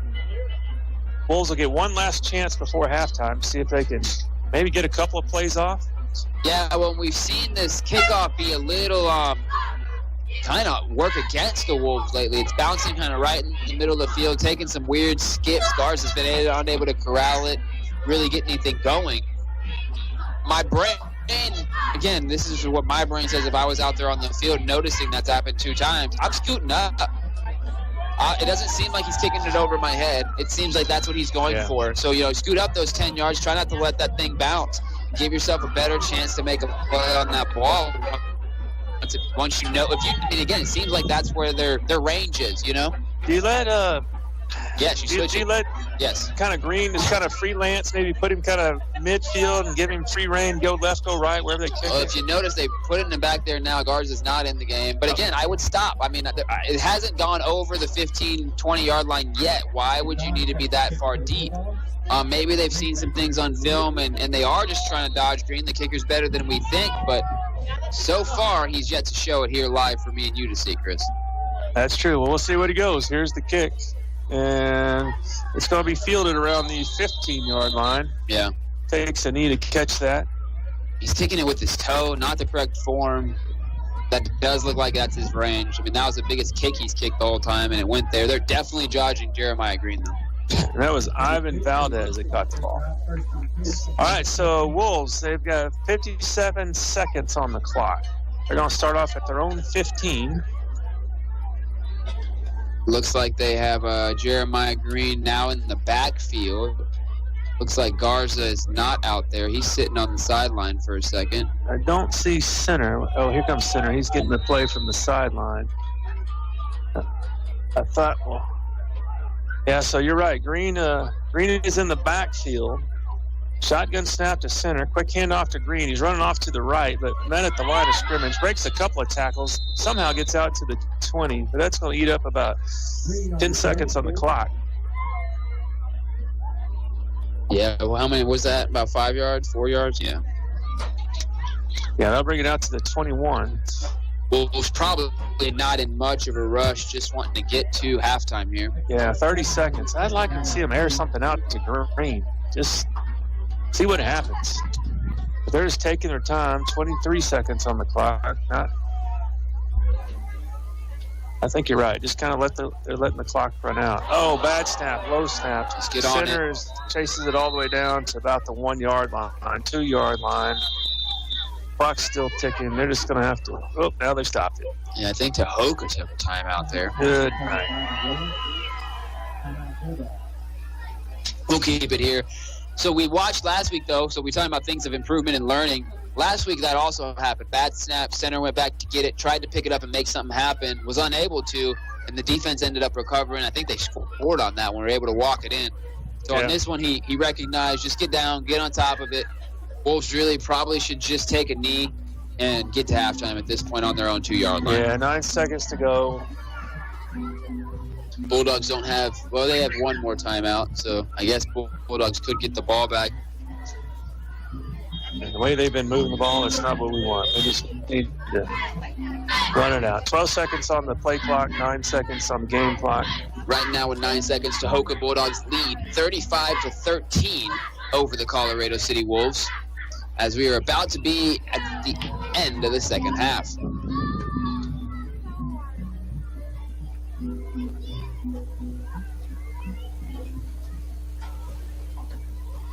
Center in shotgun, so they're definitely going to try to get it out of the end zone. They're not just going to kneel it. All right, there's the whistle. Let's see what He these actually Wolves comes can do. up under center. He runs a little QB sneak, actually, eats up some clock. Yeah, that should be enough to force. That'll be enough to run the clock out before halftime. Yeah, the whistle. He was keeping his feet they're going to moving. stop it at 2 seconds. Nope, there they go. They're going to let it run. So that does end the first half. 35-13, Tahoka Bulldogs lead. We'll talk a little halftime show in a few minutes, but the big story was once the Wolves defense started off a little hot, Bulldogs scored 5 straight possessions, and that really opened things up there. Yeah, you're exactly right. And that allowed the Bulldog offense to get things clicking, and they've been unstoppable ever since. We're going to send it back for a break for a few minutes, and then we'll be back a little later during halftime for our halftime show. It's Wolf Country. Wolves fans, ready to tackle those hunger pains? Swing by your Colorado City Sonic at 125 East I-20 on the service road. Whether you're celebrating a big win or fueling up for the next drive, Sonic's got your game time favorites. Craving a juicy burger, crispy tots, or a refreshing slush? We've got you covered. Don't miss out on our unbeatable deals, perfect for every play of the day. That's a touchdown for taste. Colorado City Sonic, where the Wolves and great food always score. Call 325-728-3951. Be sure to download the Sonic app to order ahead. There's nothing like the roar of Friday Night Lights and the pride of cheering on our Colorado Wolves. Ty Wood, attorney at law, is right there with you, supporting our team and our community. From the stands to the sidelines, Ty Wood knows what it means to stand up for what matters most. Located at 249 Walnut Street in Colorado City, Ty is proud to be a part of this great community. Here's to another great football season. Call Ty Wood at 325-728-8400 and let's cheer the Wolves to victory. Colorado City Wolves football fans, we'll be back with some more Colorado City Wolves action in just a few minutes. The halftime report with Chris and Drew will be coming up in about 10 minutes, but we got some great music to keep the spirits high. Let's see if the Colorado City Wolves can turn this around. Enjoy some Lady A with one of her upbeat songs. Here's Bartender, right here at Wolf Country.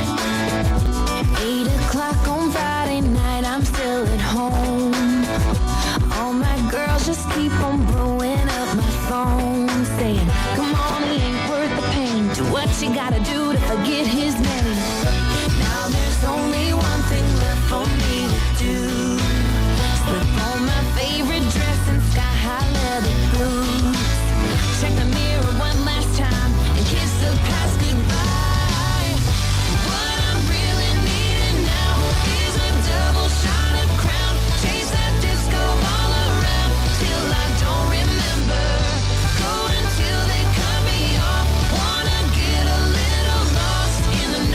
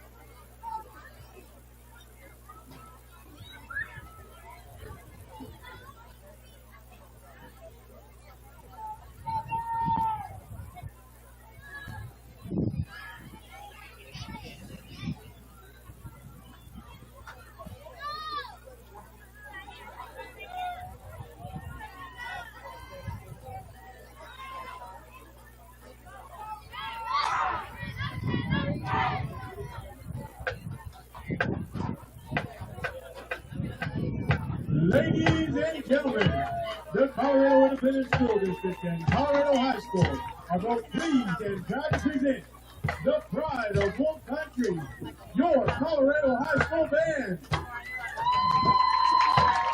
That will perform part one from their 2024 marching show, Heights. Drum majors are Lucy Foster and Evelyn Laura. Assistant drum majors Rhiannon Chambliss. Marcher of the week is Emma Parham.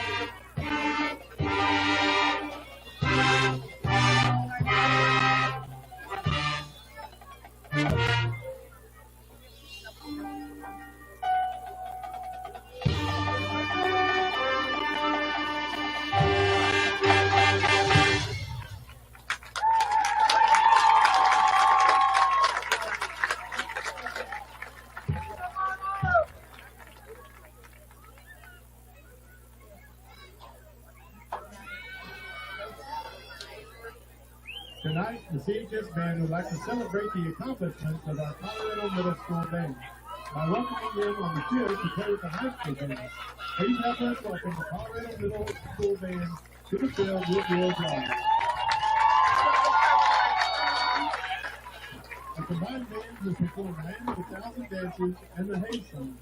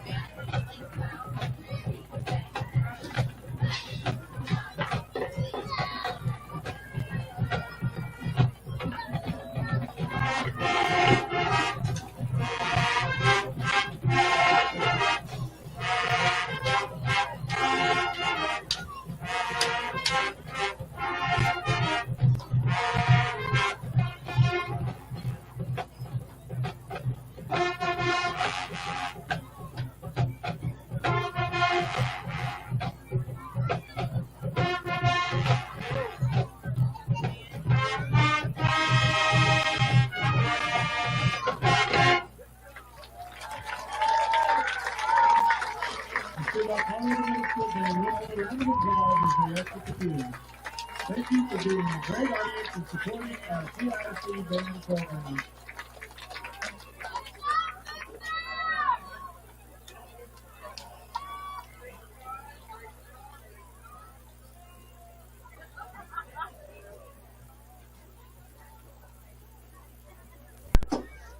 No, 100%. And again, the thing about nowadays in high school football, especially now that everyone has a huddle and they share the camera footage with everyone, like, you're going to be able to see if you watch game film on these teams. You know, probably honestly when you were a kid playing, you just heard stories about what the teams were doing. Now you see, just like in the pros or in college, and they're able to find that weakness up top. We've talked about it both games.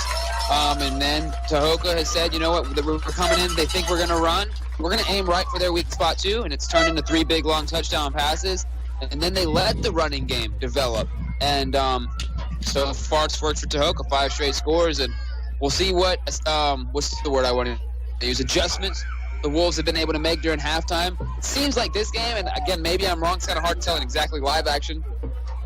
Seems like the Wolves have run way more man coverage than previously in the first 2 games on the defensive side of the ball. Yeah. So we'll see maybe if they switch back. We also have talked, they did have some injuries. They're playing a lot of sophomores that have just moved up from junior varsity. So that's a big jump, and I understand that, you know. Sure. Talking about continuing their success, but I thought the Wolves were going to head in that direction when we went down the field where we continued the power package, play after play after play, quick snap after quick snap. We scored easily, and we really haven't gotten back to that after that successful series. Yeah, exactly, and those are things that I think from up here in the booth we just don't have answer to. We don't understand those internal conversations that the coaching staffs, the offensive coordinators are having, and things of that nature. It's been successful. Another weakness we've seen, unfortunately, has been kick returns have not gone exactly the Wolves' way. And so Wolves are about to, though, get a kick return here to start off this third quarter. Yeah, they'll be receiving on the north side of the end zone after choosing to defer at the beginning of the game. So as we're getting ready to get started here with the third quarter, there's the kick. And that's going to be fielded at the 15, come down to the 20-yard line. He's at the 25. We're finally being brought down. That was Womack with the run. And it looks like we started around the 29-yard line. Yeah, Gaston's had a few chances to get his hands on the ball on these kick returns. So we'll see, like you talked about, let's see what the Wolves discussed at halftime, see if any adjustments were made. They found some weak spots in the Bulldogs, chinks in their armor, if you will, but they just haven't stayed on top of it. They keep trying new things. Yeah, and it looks like number 23 for the Wolves, new player Noah Atkinson, sophomore. He's going to come out and play some some wide receiver this possession. They also have Nate Waddell as the running back right now. All right, there's a shotgun snap, a quick handoff to Waddell. He's going to gain a couple on it and just kind of powered forward for a few yards. It looked like he had a good burst, too, as he lowered his head. Jeremiah Green is on the sidelines to start off this first possession, and Gabe Garza doesn't even look to be on the sidelines. He took a couple hits to the head, it looks like, and so he might have stayed in the training room. Oh yeah. All right, shotgun snap for center. Has 3 men off to the left side.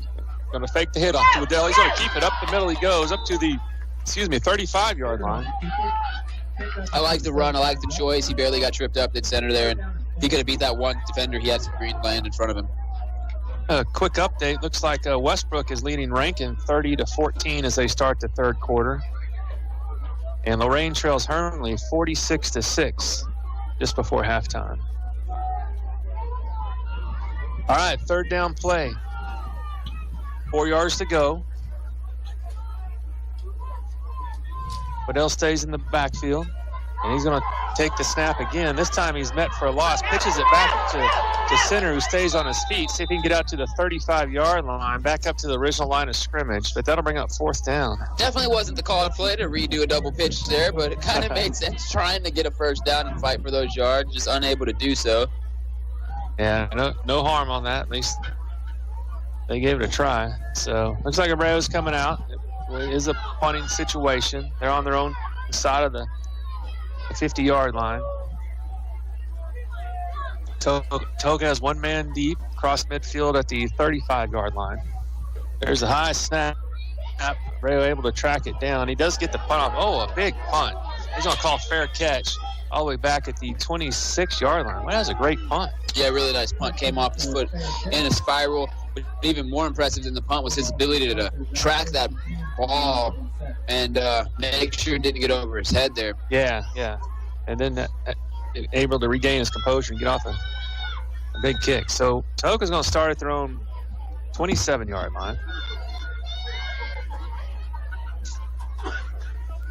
And as we've talked, they've had success running the ball up the middle and then some shorter passes up the middle. Let's see if they stay with their same game plan. Stone is still in at quarterback, has his running back Jordan Hicks in the backfield with him. Has two men off to the left side, one man off to the right. There's a shotgun snap for Stone. He's dropping back to pass, looking straight up the middle. Good job by Jack. Oh, they're going to call it defensive interference, and he was kind of all over him. But yeah, that ball falls incomplete, but I thought it was good defensive coverage, but he did grab onto him as he jumped in the air. Yeah, Jackson with the knockdown. He kind of extended on his shoulder there, gained a little extra height. Yeah. That ball was so high, I probably couldn't just let it go over his head. So they're gonna see where they marked that. Okay, here we go. They're gonna bring it up to the 37-yard line, so that'll be first down. And that's where the first down will start. Tahoka at the 37. Again, they lead 35-13 here in the third quarter. Tahoka taking their time, too. Also, it was a dead ball, so no really reason to rush. All right, waiting on the snap. There it is. Stone fakes the handoff, going downfield again, this time down the right side. Good coverage, but another flag. And that arm is extended. And I think that's what's getting him in trouble out there. Yeah, he did have the arm on him, and in a way you're allowed to feel the defend or the offensive player, but you can't really push off at all. I think good coverage by Jackson, but yeah, I think it's just kind of positioning how he's holding his arm. And this is something different we have seen. The first couple games of the season, Jackson definitely stayed in those hard flats from the cornerback position. These last two plays and even earlier this game, he's in one-on-one coverage. Just you lock up your guy and go wherever he goes. And he's been on him. And he looked on that one. He had the speed to keep up with him. All right, so we talked about the Tahoka coach picking up on weaknesses and just continuing until the Wolves make adjustments. Do we think they'll go with another pass towards Jackson? I don't know, because that really hasn't been the weakest spot. But now that you've seen through now that you've seen interference, why would you not test him and see if you can get another, 10 or 15 yards if he gets to that penalty? Yeah, so automatic first down. Just kind of keep picking at it until they make an adjustment and then go somewhere else. Number 14, the receiver for Tahoka, is the dangerous one. He's in the slot over here on the near side of the field. Yeah, they may be looking left this time. So first down again for the Wolves. This time they're just going to pitch off to the left side to Hicks. Try to around the end of the left side. He's across midfield, still on his feet at the knocked out of bounds around the 40. And another flag. Yeah, Valdez with the tackle there. A flag in the backfield, kind of at the 50. A flag downfield at the 30. We're talking about different crews and different stuff. This crew likes to throw flags. My goodness. And what's this? There's the old saying that, like, every play in football there's something. It's just, do you throw the flag every time? Well, this crew says we're throwing the flag as much as we want to. And this time it's coming against Tahoka.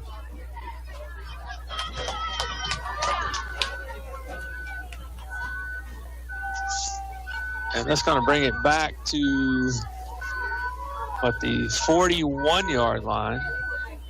Looks like it was a holding call. And so that'll bring it up 1st and 17 for the Bulldogs.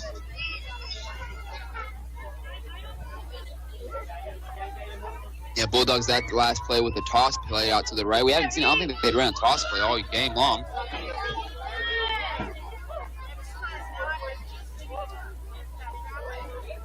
All right, they get the play call from the sideline. There's a shotgun snap. Quick handoff to Hicks, straight up the middle. He made about 5 or 6 on that before the Wolves bring him down. Michael Martinez and Aiden Waddell on the tackle there. Up to the 47-yard line, or back to the original line of scrimmage for second down. I know the fans started slow, but quite a bit of Wolves fans showed up tonight. Wolves 3 down linemen, 4 linebackers. All right, second down snap. I thought we may have had offsides there, but no flags. Stone's going to throw downfield. He's got a man open. That's enough for a first down. He's at the 30, cutting back, and it'll be brought down at the 26-yard line. Yeah, right across the middle again, right deeper, just deeper than the linebackers, underneath the safeties. Nice little cushion on like a slant route or a little crossing route. All right, Wolves. This looking a bit drained. We talked about this earlier. Are they out of energy? Low energy. Yeah, no, it's interesting because I don't know if I want to say it's energy. It's almost like emotion. Emotional up and down. Yeah. All right, first down play. Waiting on the snap. Here we go. Another quick handoff to Hicks. Straight up the middle he goes. Drags a few Wolves defenders, and he's going to get 8 or 9 yards on that. Yeah, Ethan Hare in the first Wolf with contact. Forced he could get some help. Number 54, Andrew Goodney, coming onto the field right now, being substituted for Uriah Salazar coming off. So all the way down to the 18-yard line, and that'll bring up the 7th play of the drive for Tahoka. This is their first series of the second half. Wolves punted on their first series.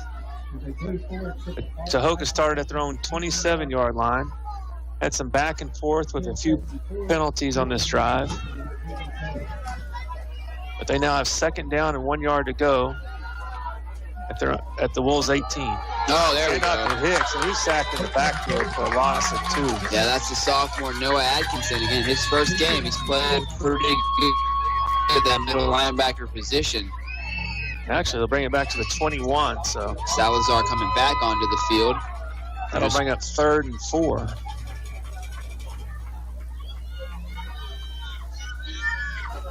Six minutes remaining here in the third quarter. Stone's played a really good game. Give credit to where credit is due, right? I mean, after that first interception, he's really commanded this offense well, Chris. Yeah, they started off passing, which is out of character for them, before settling in with the run game. He's going to keep it this time. Tries to go around the right side. That's only enough for a first down on that third down play. Yeah, they're moving the sticks on that one. First time we've really seen a quarterback keeper from him.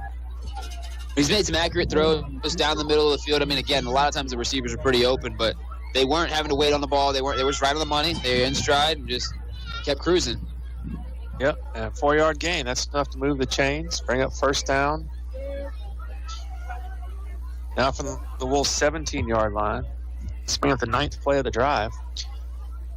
And they're running out the clock. Yeah, Bulldogs are not in a rush. They have definitely just been taking their sweet time, letting the clock wind down. Getting low on the play clock here.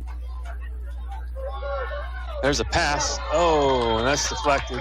Good coverage by the Wolves that time as that ball falls incomplete. Yeah, Jackson and then Noah both making a play on the ball, but again, we were talking about where they're going to target Jackson a little more with those interference calls. He played that one right. Mm-hmm. Good coverage. No, he does a great job in coverage. Maybe just a little, and I'm not aware of the situation he was in, but maybe just a little coaching or understanding on how to position him, body positioning. He does a great job of staying on top of those receivers. Yeah, and he's still coming off that knee injury, and so every game he's just going to be getting stronger and stronger athletically, probably more and more confidence in the knee. There's a second down snap for the Bulldogs. Stone rolling off to the left. Thought he was going to keep it, but and that was almost an interception. He rolled off to the left and decided to throw. Yeah, Jaden Reyna there at the safety position. The overthrown ball was a little bit in front of him, and he almost was able to make a play on it and get his first interception as a Wolf on the varsity roster.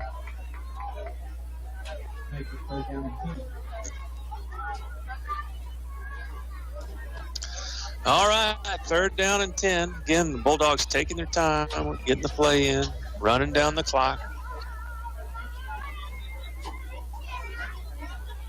You know, this is the first time I've seen this all year, actually. I mean, it's very rare that we've seen teams really eat up play clocks at the high school level. Yeah. And they have the lead. They're just going to buy some time. All right, so here's the 3rd down snap. Stone rolling off to his left. Is he going to keep it?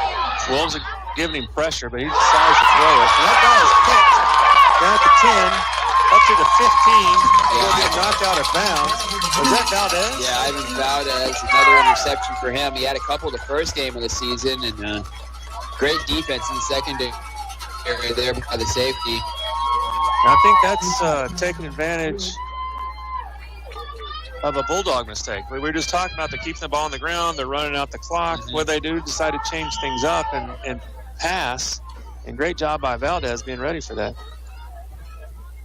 So the Wolves will take over on their own 9-yard line. Noah Atkinson coming off to the sideline. He's needing help from a teammate.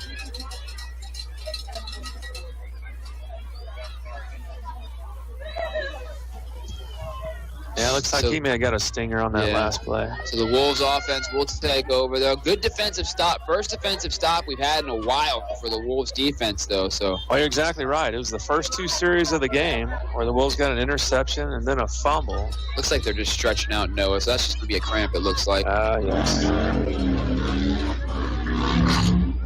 All right. Looks like we're getting everybody on the field. Wolves have the play call. Center is still in the shotgun. So it looks like Waddell's still in the backfield. And he's going to take the handoff, try to get on the right side. Whoa, we may have a face mask there. Looks like he could rip Waddell's helmet off. Yeah, there's a fumble. Looks like the ball might have came out after Waddell was on the ground, but yeah, he definitely seemed to get his face ripped off on that one. Yeah, so you're right. He did fumble the ball, but that's good to do it. And it is a face mask penalty, so that'll march it downfield 15 yards in the Wolves' favor.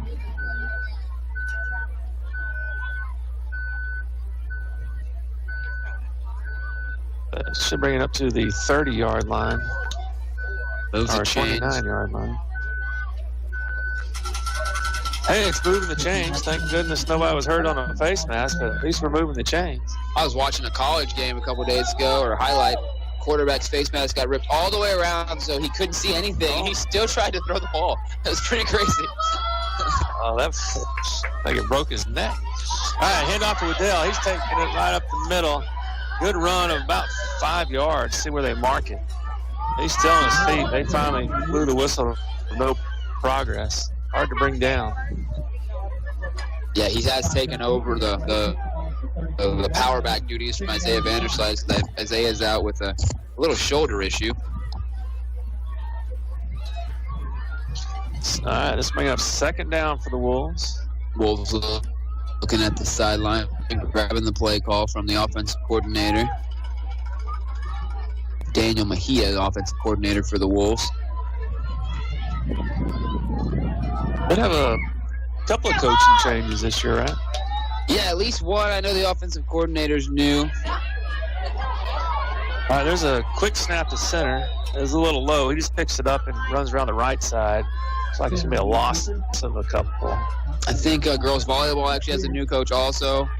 And I'm not sure. A lot of the other names seem pretty familiar. At least for the last couple years, this Leaf's been building the staff around him since he's been here. This is now Coach Leaf's 3rd straight year here.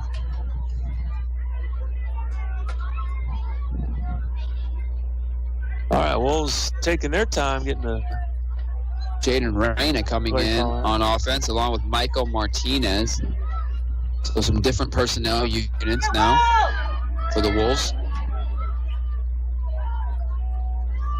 All right, 3rd down snap. Takes the handoff. Center's going to have to keep it. He's got a man giving him all sorts of pressure. He just throws that away. He was outside of the tackles, so there's a flag on the play.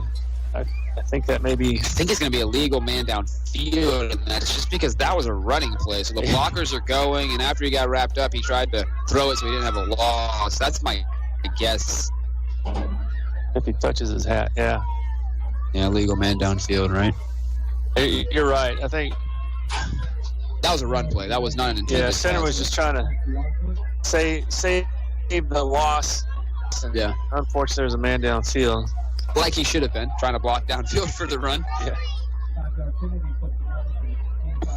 Start going through a couple of area scores. Looks like Snyder trails Lubbock Westerners 21-20. And Sweetwater's trailing Seminole 27-7 in the third quarter. Christobel's leads McCamey 15-12. We saw the Badgers last week. Sonora leads El Dorado 14-0. Forsan and Stanton are tied. That's a Buffalo game. That's interesting.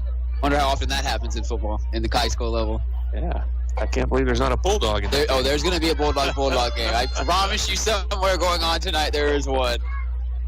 All right, Albany leads Seymour 28-7. Chris Abreu out there getting ready to punt real quick. Waiting on the referee. I think they were talking to, maybe resetting the clock. They were talking to Coach Leaf. Yeah, it looks like they're trying to communicate something on the field. 2:05, that's what they were trying to say, 2:05. So they got the clock straightened out.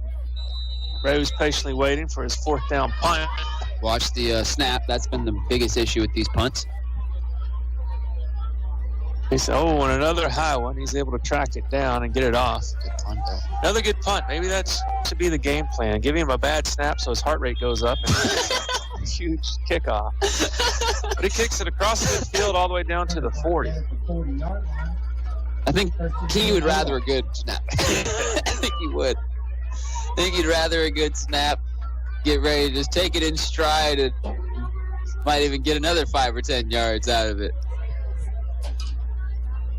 Well, we're waiting on Tahoka. I'll give you a few more scores. Ozona leads Brady 33-26. Electra leads only 32-0. Hermanly's putting it on Lorraine 62-12, unfortunately. And Westbrook leads 38-20 over Rankin. All right, so Tahoka's back on the field. They're getting a play call in from the sideline. They lead 35-13 with 1:45 to go here in the third quarter. There's a shotgun snap to Stone. Quick screen off to the left side. That falls incomplete. Man just couldn't hold on to it. That's the first incompletion we've seen on the screen, I think, all game. Something they've been really effective in running.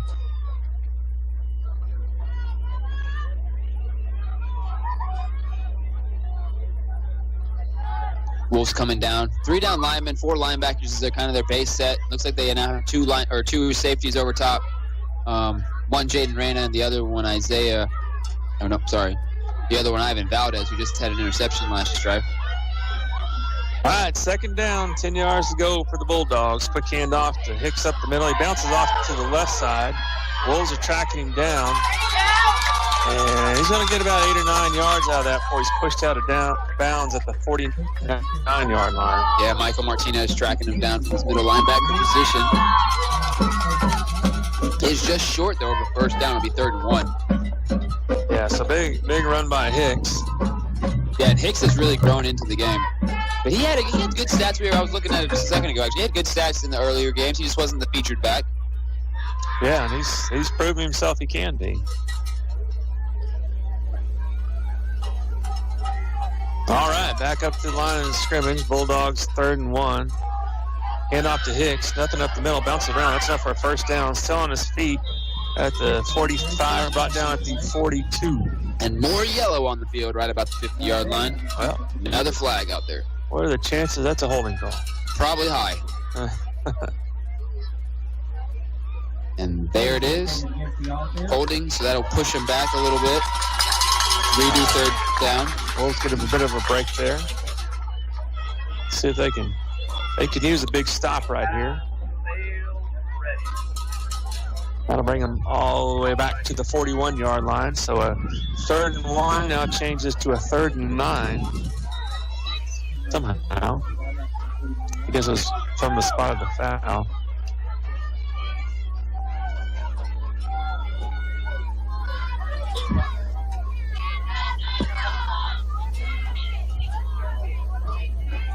All right, so Tahoka once again taking their time.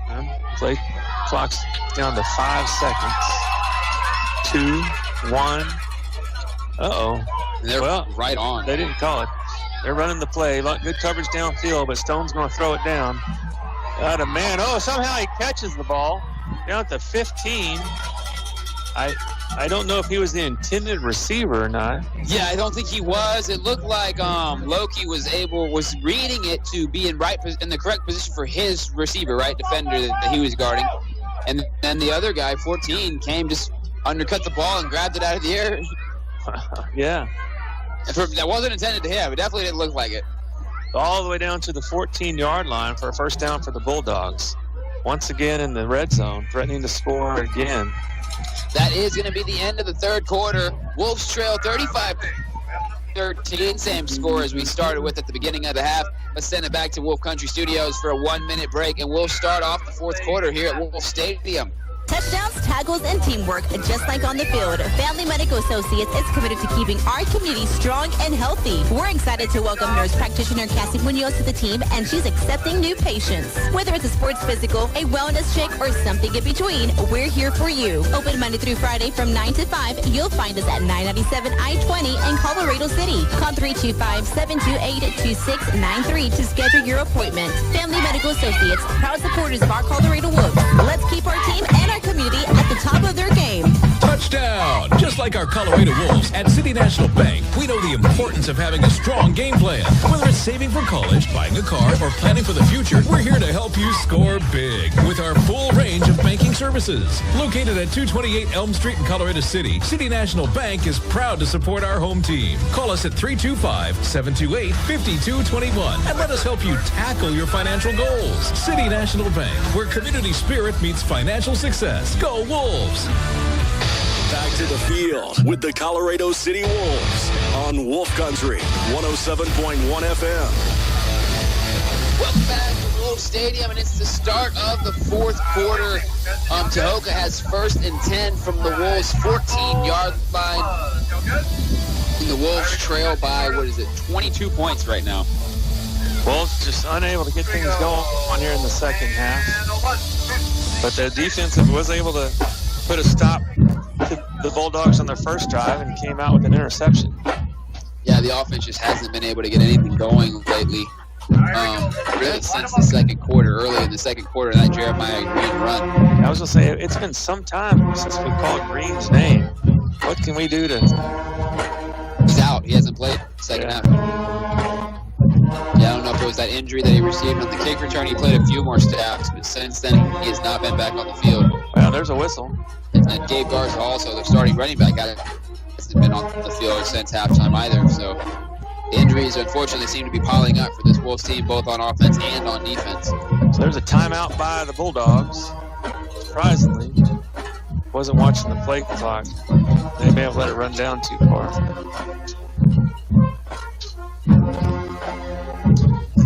All right, coach is out on the field during this timeout talking with the Wolves.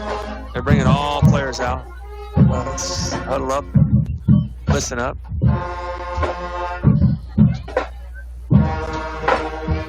Again, the Wolves in Patriotic Week. Wolves in their black camo jerseys, which look pretty sharp. Coach is in their green camo shirts. A big stop, hopefully, for the Wolves in the red zone.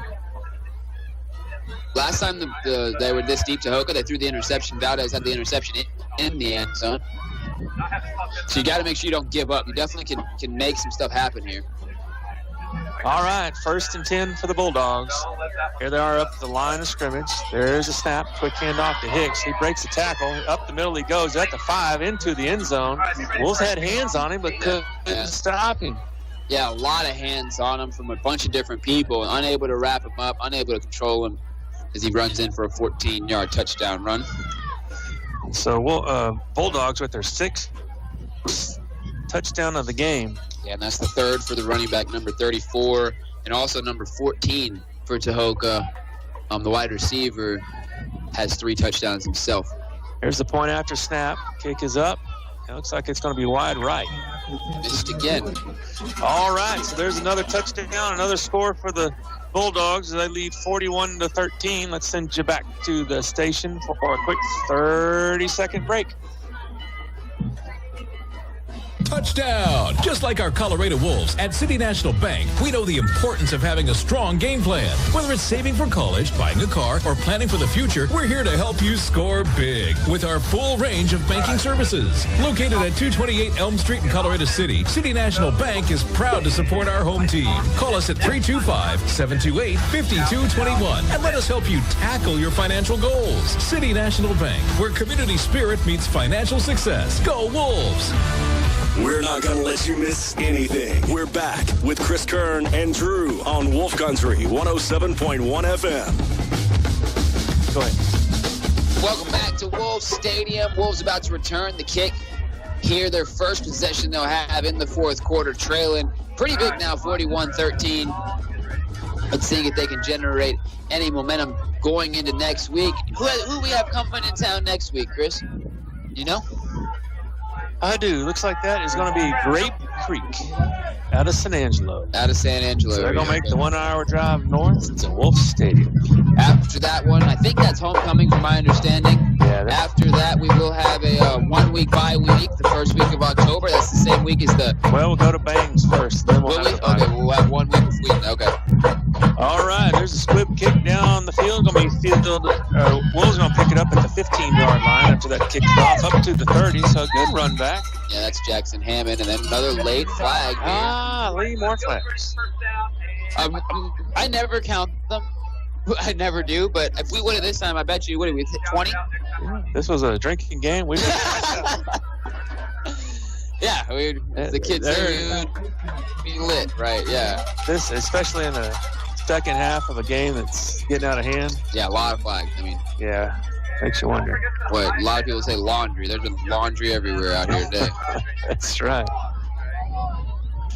But that's going to be against Tahoka, and so the Wolves are going to get an extra 10 yards out of it, and that'll bring them up to the 47-yard line, and that's where they'll start.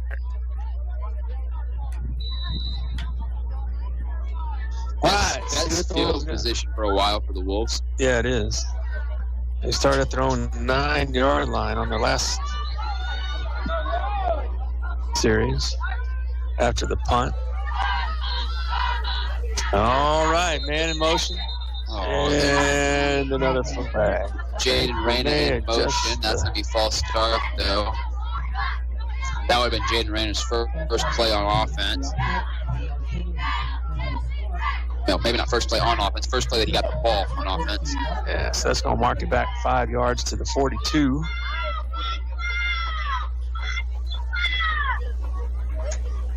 Still some enthusiastic fans, as you can hear, here at Wolf Stadium. We are now in the 4th quarter, 11:40 to go in the game. Wolves trailing 41-13 at an early lead that just slowly slipped away, one touchdown at a time. Center unable to find any space out wide. Loss of probably 2 or 3. Yeah, finally gets run out of bounds. He tries to take the far corner. So that will bring up 2nd and about 18. So at the 38-yard line.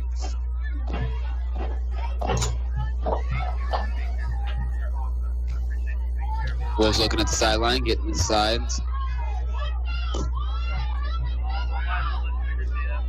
Mike Caceres is the receiver nearest. Rain is next to him. Pressure coming. A lot of pressure. It's a little help from his backfield Waddell with the little block and then throws it away. Yeah, it's good coverage and nothing center could do. So very long 3rd down conversion now for the Wolves. 3rd and 19.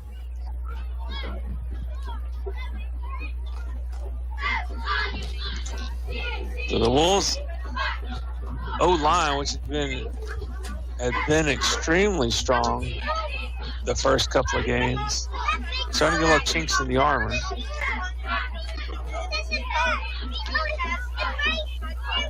Getting some pressure through to the quarterback. Get the Wolves having to score for this 3rd down and 19 play. Low snap, quick handoff to Hudl, straight up the middle. He is still on his feet for a 1st down and then some, all the way down to the 26-yard line. What a great run. Wow. Yeah, nice little spark there. Biggest run of Nate Waddell's career. Oh, and there's a flag now also played. I think that's going to be personal foul against the Tahoka Bulldogs. Something said there at the end. But a huge run by Woodell. Yeah, well, all the way from our own 20 yards, give or take. Start at the 21. Yep, that is going to be against the defense.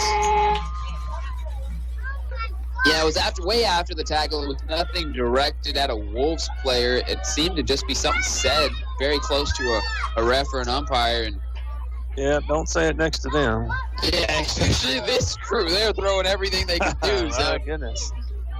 Raise your hand if you want to speak. All right, so now they're finally marking it off. That's going to take it all the way down to nearly the red zone? Wow, 11-yard line. So big break after an excellent run by Waddell. Big break for the Wolves. They're now in the red zone. 1st and 10 from the, I think, the 12-yard line. All right, here we go. Shotgun snap. Quick handoff to Waddell.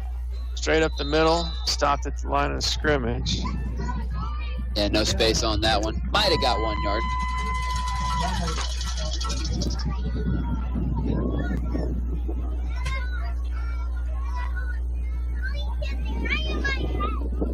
All right, so that's going to bring up 2nd down and 9.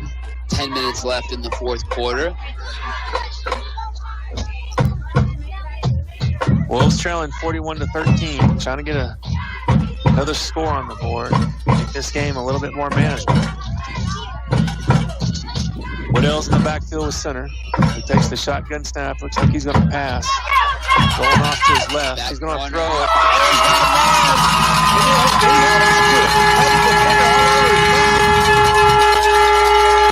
Who is that? Number 8? Is that Zane? It's Zane Grimes, number 8 with the touchdown. I think that's his first of his career. Wow, I don't know how he held on to that. Yeah, defender all over his back, but able to secure it. Excellent well done, focus. Wolves. Yeah. Actually, that was Raina, wasn't it? Number 5? Was it 5 or 8? I think it was 8. Right. All right, so back up to the line of scrimmage. Wolves are going for 2. Probably it's quarter QB sneak, and that's, I might have got, no, I don't think so. Oh, it looks like he's going to be stopped about a yard short. All right, let's see if that can get these Wolves pumped up again. Got some more points on the board. It definitely seems like the Wolves ride waves of emotion. And so emotions are positive. Let's see if they ride the wave. We're going to send it back to the station. Quick 30-second break. We'll be right back. In the game of life, you never know when you might get sidelined by an unexpected health issue. But don't worry. Family Medical Associates Walk-In Clinic is here to get you back on your feet. Open Monday through Wednesday, 8 to 9 a.m. No appointment needed. Nurse practitioner Anna Burton is ready to see you, keeping your health in the game. Located at 997 I-20 in Colorado City. From the stuffy nose and cough to minor injuries to quick checkups, we've got you covered. Call 325-728-2693 for more info. Family Medical Associates Walk-In Clinic. Proud supporters of our Colorado Wolves, helping you stay in the game. Back to the field with the Colorado City Wolves on Wolf Country 107.1 FM. And we're back at Wolf Stadium. Wolves in the end zone again. They now have 19 points, but unfortunately trail Tahoka, who leads 41-19. 9:30 here to go in the 4th quarter. Wolves about to kick off to the Bulldogs. Tahoka comes out very much in an onside protection look, it looks like. They are. They sure are. Let's see what the Wolves have in mind.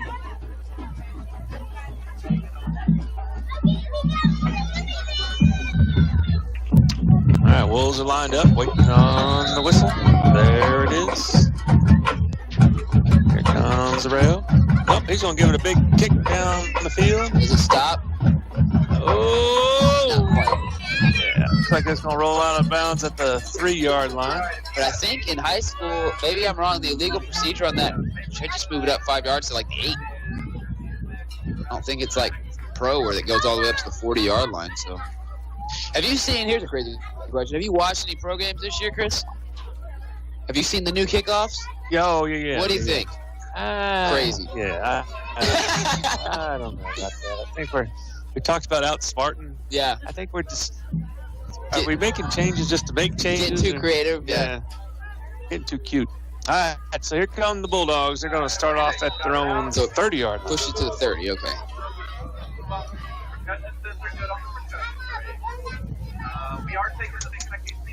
15 seconds on the play clock. Tahoma once again taking their time, running out the game clock. You wait until it gets down to about 5 seconds for the snap. Hand off to Hicks, straight up the middle. That's enough for a first down. Ball's out out to the 45. Yeah, I thought he dropped it too. That's out to the 45. About a 15-yard run for Hicks. Yeah, it looked like it did come out, and it didn't.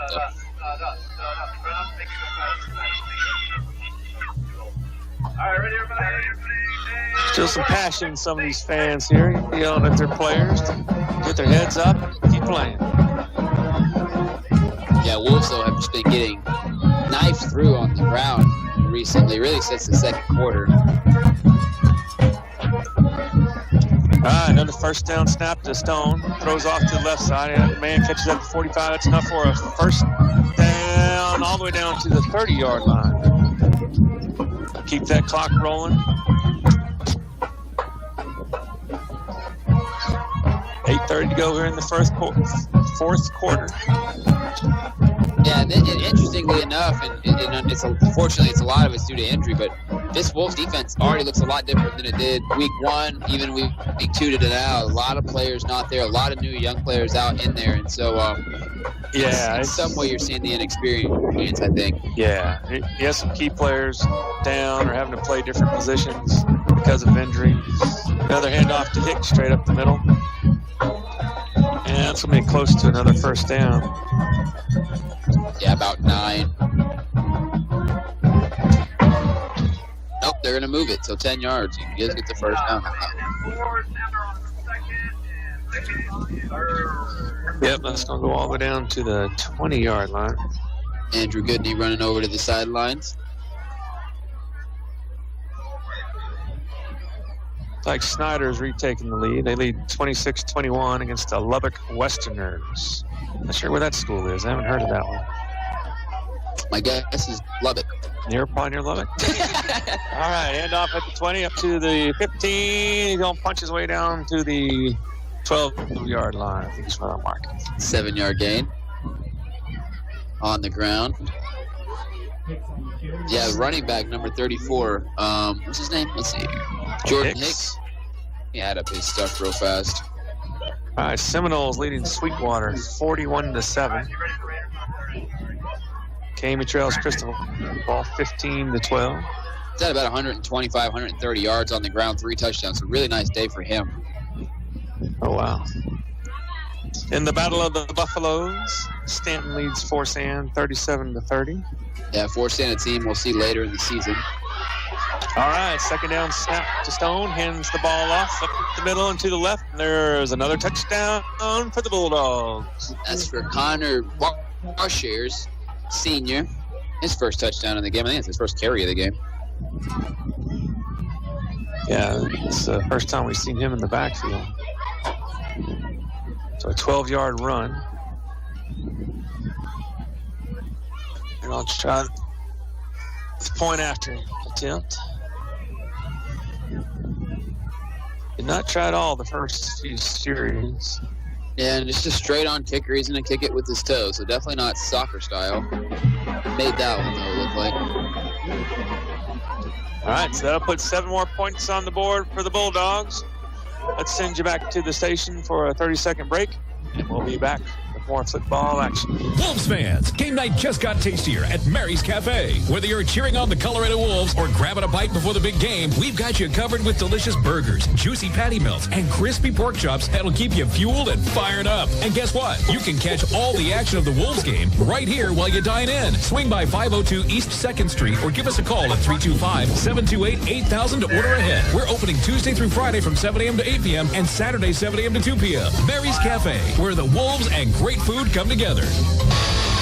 Now, back to your Friday night football action on Wolf Country 107.1 FM. Welcome back to Wolf Stadium. We're here closing out this game versus the Tahoka Bulldogs in the fourth quarter with 6 minutes and 30 seconds left. Wolves trail 48-19, though they are about to get the ball back, and after scoring on their last drive, they're trying to keep the momentum on offense going, put some more points on the board. We'll start off strong in the first half. Actually held the lead through the first quarter, 4 or 5 series of the game, into the second quarter. But since then, it's for the most part been all Tahoka football. Tahoka here getting ready to kick it somewhat deep. We'll see where it goes.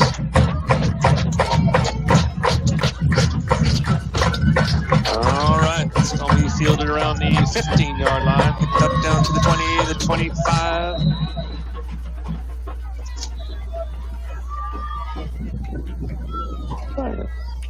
Wolves will come back out on the field, right at the center, commanding the troops.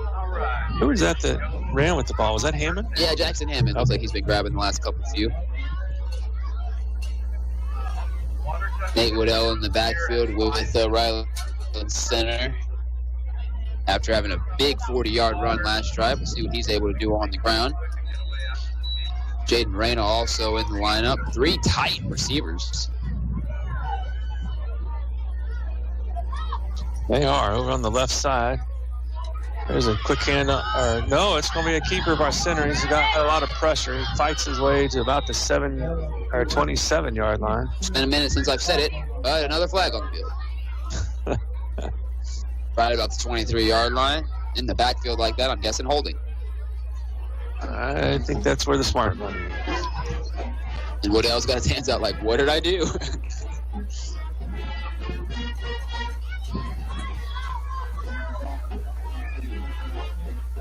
Yep, so they're going to march it back.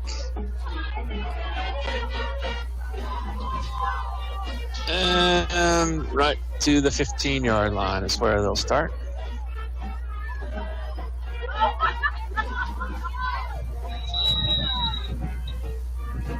All right, so let's replay first down. 20 yards to go. They're on the 15-yard line. Wolves trying to get some more points on the board. So they're dropping back. He's throwing it way downfield. Uh-oh, that's going to be overthrown. Yeah, Caceres stopped, though. That was, Centers has quite the arm. Yeah, that might have been the longest throw we've ever seen him throw, right? That was good, 45 yards in the air.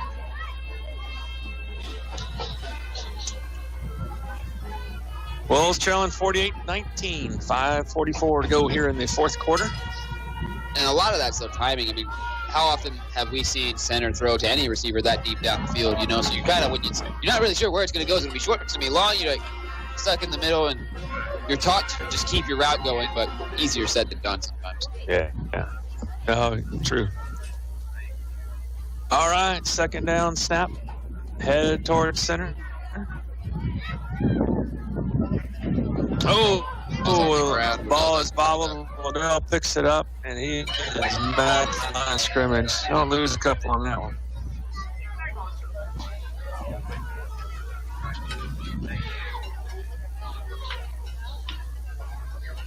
So the clock will keep running, bringing up 3rd and 21 after that holding call on first down.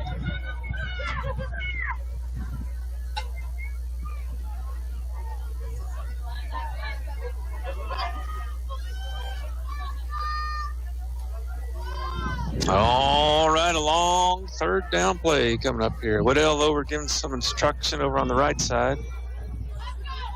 He's back to his spot next to center. There's another low snap. Center's just going to hold on to it. He takes off running around the right side, but nowhere to go. Yeah, nothing there. Quick burst of speed. Yeah, and that'll bring up another 4th down, though.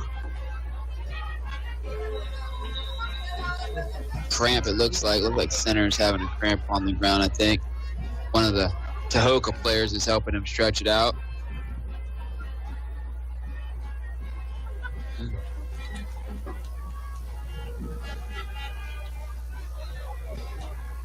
All right.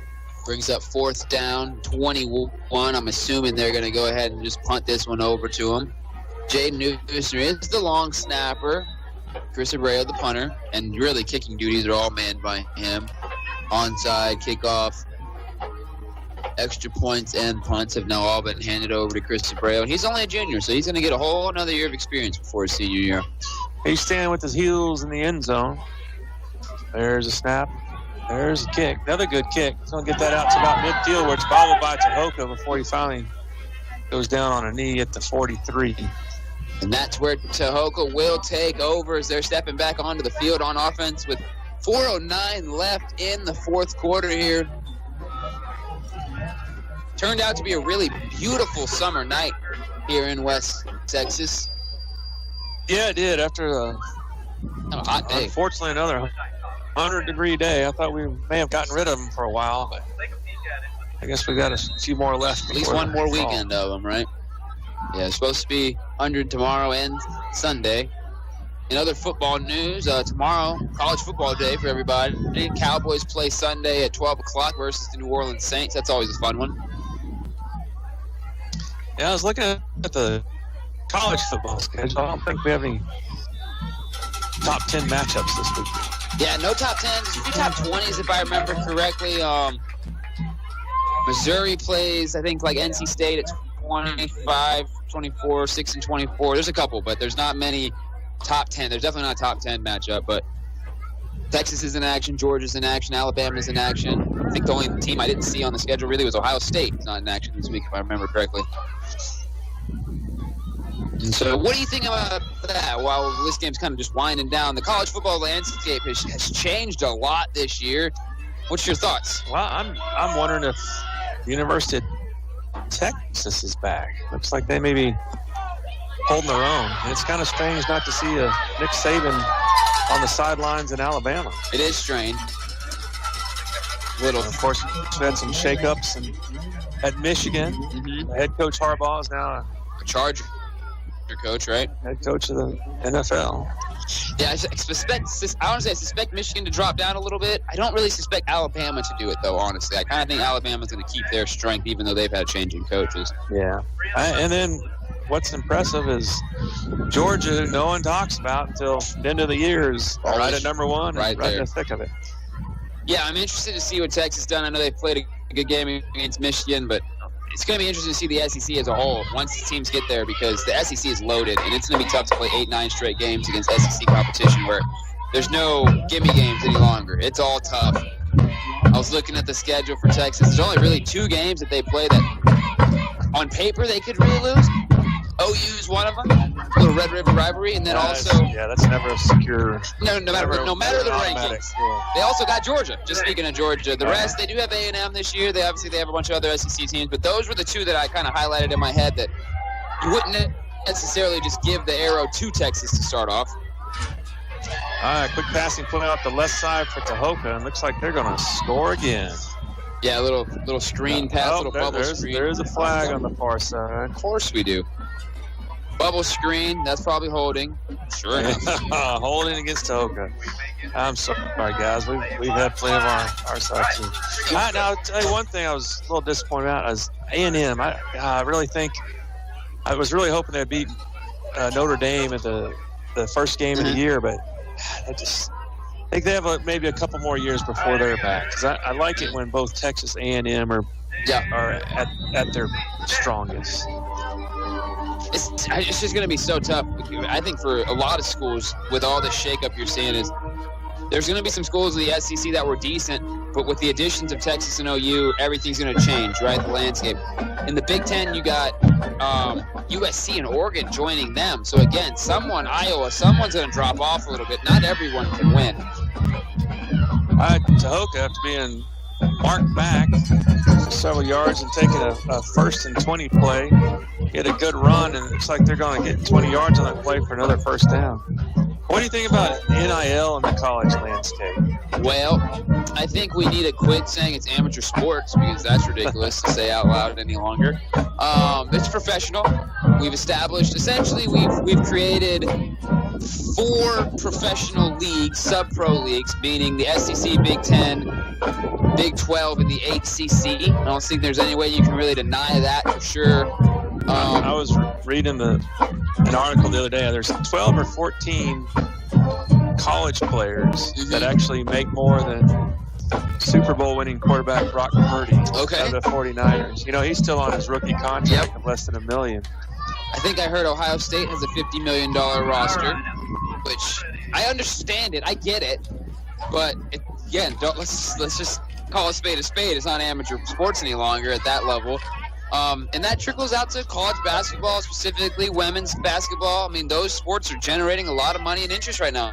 Well, you can take a look at softball. Look at the Red Raider softball program up in Lubbock. The top pitcher, Division I pitcher from Stanford, transferred over to Texas Tech this year, and then the leading batter from Louisiana State transferred over. And folks, that's going to run out the clock. That's going to do it for tonight's game here at Wolf Stadium.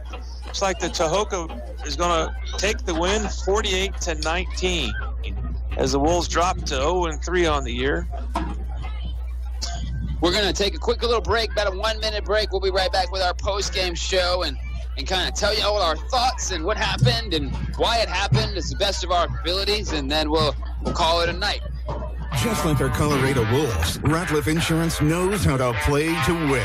Whether you're driving to the big game or settling into a new home, we've got the coverage you need. Auto, residential, renters, and more. Proudly supporting Wolves football and the Colorado City community. Visit us at 152 Walnut Street or give us a call at 325-728-5371. Ratliff Insurance, protecting your turf no matter the season. Wolves fans, ready to tackle those hunger pains? Swing by your Colorado City Sonic at 125 East I-20 on the service road. Whether you're celebrating a big win or fueling up for the next drive, Sonic's got your game time favorites. Craving a juicy burger, crispy tots, or a refreshing slush? We've got you covered. Don't miss out on our unbeatable deals. Perfect for every play of the day. That's a touchdown for taste. Colorado City Sonic, where the Wolves and great food always score. Call 325-728-3951. Be sure to download the Sonic app to order ahead. There's nothing like the roar of Friday Night Lights and the pride of cheering on our Colorado Wolves. Ty Wood, attorney-at-law, is right there with you, supporting our team and our community. From the stands to the sidelines, Ty Wood knows what it means to stand up for what matters most. Located at 249 Walnut Street in Colorado City, Ty is proud to be a part of this great community. Here's to another great football season. Call Ty Wood at 325-728-8400 and let's cheer the Wolves to victory. Now, it's time for your Wolf Country 107.1 FM post-game report with Chris Kern and Drew.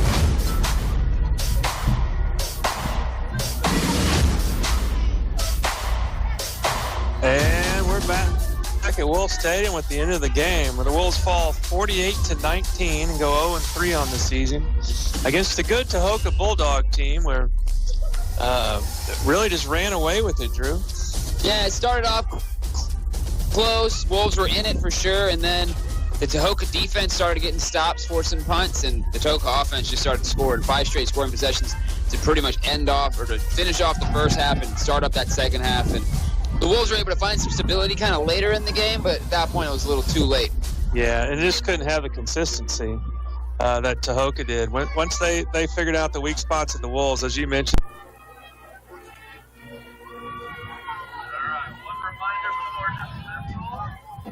Everybody ride the bus back with us. We ain't sticking around long. Everybody got it? All right. Drum major, short dismissal. We can do that right on the